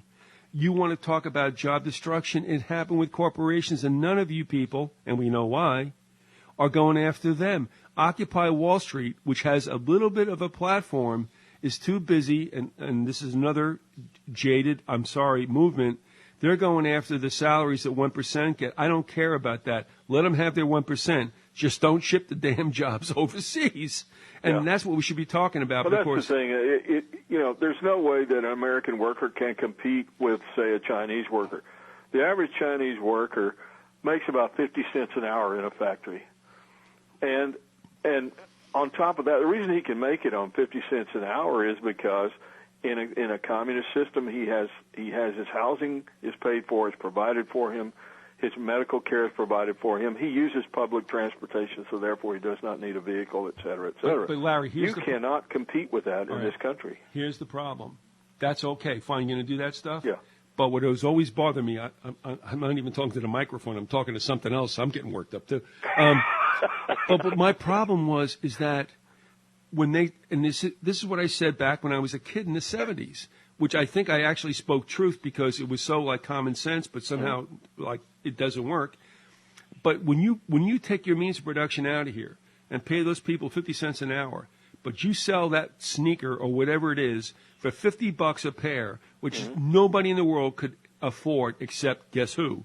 Americans. So goddamn you for pulling the means of production out and coming back and selling that crap here. Well, eventually it all falls apart, Viz.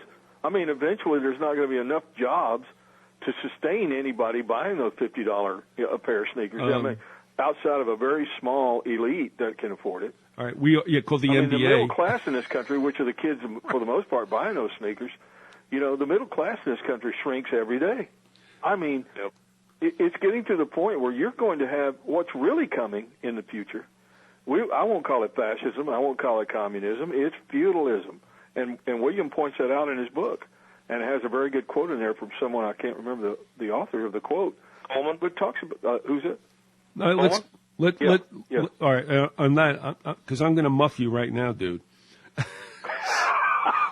And on that segue, beautifully done by you, Larry. Yeah. We're going to go to Mr. Ramsey, who's going to talk about that quote and give us his final take upon, are we ripe for what we believe might be happening? Well, yeah, I mean, I think that it just goes back to the occult view of the world, what Hitler liked and what Crowley liked, and that is a feudalized system of a ruling class and a bunch of starving masses, something medieval. And I think that that's what we've seen implemented in definitely the last 10 years, if not over decades, probably since the 60s or 70s. And it hasn't really been pushed back or stopped at all. And it's probably going to continue. And, that's the New World Order for you. All right. And finally, let me just say this to you. Because you're in a situation where you're raising children. Now, we, Larry, you, me, we email and talk to a lot of people.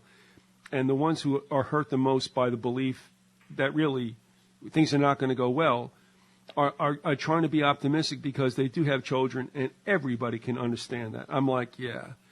Now, let me ask you this. I mean, the reality, but you also have children you have to raise and what is going to become whatever the life is, after the fact. Is there a way you balance that at all, or are they young enough now that you don't have to really talk to them, but you realize what they're going to go to and, Yeah, I mean, I think the sad reality is that, we've gone over the ellipse, and now it's just a declining state of wealth, whereas every generation of Americans was able to give their kids more and more. Now it's just like it's going to be less and less. So my parents less for me, and then it's just going to keep going down based upon the current political system. So, they're young enough. My kids are 5 and 9, so I don't have to, and I try not to explain those realities to them. But that's the way things look right now, as long as the Americans don't stand up and fight against their political oppressors that are in the country and the banks that are in the country.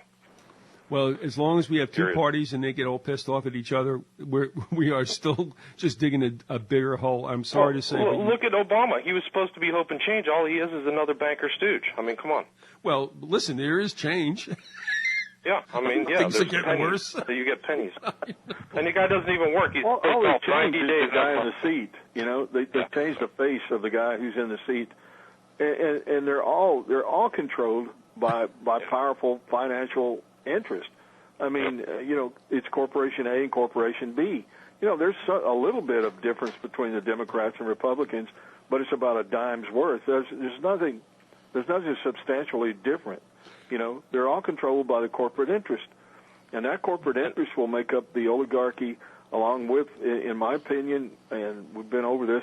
There's going to be in the New World Order. There will be the way the Bible describes it in Revelation is going to be an emperor or an antichrist, a false prophet, and then there'll be an oligarchy that serves him. Yeah, I would definitely agree with that. Yeah. Well, the first thing we got to do is get the presidents out of public housing.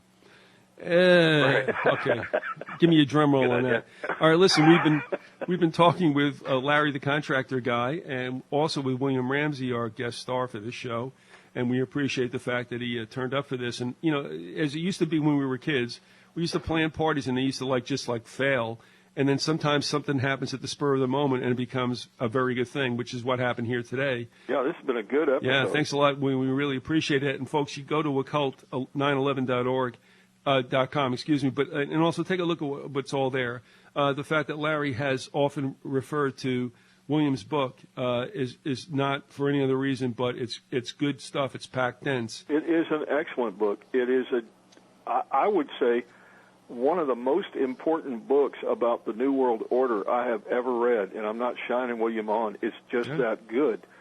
And it's mostly about Crowley, but it shows how Crowley's influence was so strong, and that Crowley was on the leading edge of bringing in the New World Order. Even though the SOB is dead, his legacy lives on, and in younger people, for that matter. There's many a rock star that's been influenced by Crowley. I wouldn't call him a young guy, but you got Ozzy Osbourne even wrote he wrote a song. Yeah, he wrote an homage to Crowley, which is sickening in itself. I just want to know if he's had sex with his mother. I mean, I don't Where does she come from, and why is she still around? I mean, God, get away I mean, he with probably it. has to ask her, how to go to the bathroom each morning. I don't man. know, man. It's very, very All strange. right, well, listen, I'll tell you what. Before Larry goes hairy again, let my poor guest, William Ramsey, get out of here. But seriously, thank you all for listening to this. And yes, Larry was not greasing anybody when he was saying that the import of William's book is just that. Please, if you get a chance, avail yourself of that. And both you, William, again, on short notice, wow, thank you very much. I appreciate it. Well, thanks for having me. I appreciate it. Have a great time. And Larry, all right, I'll see you next week.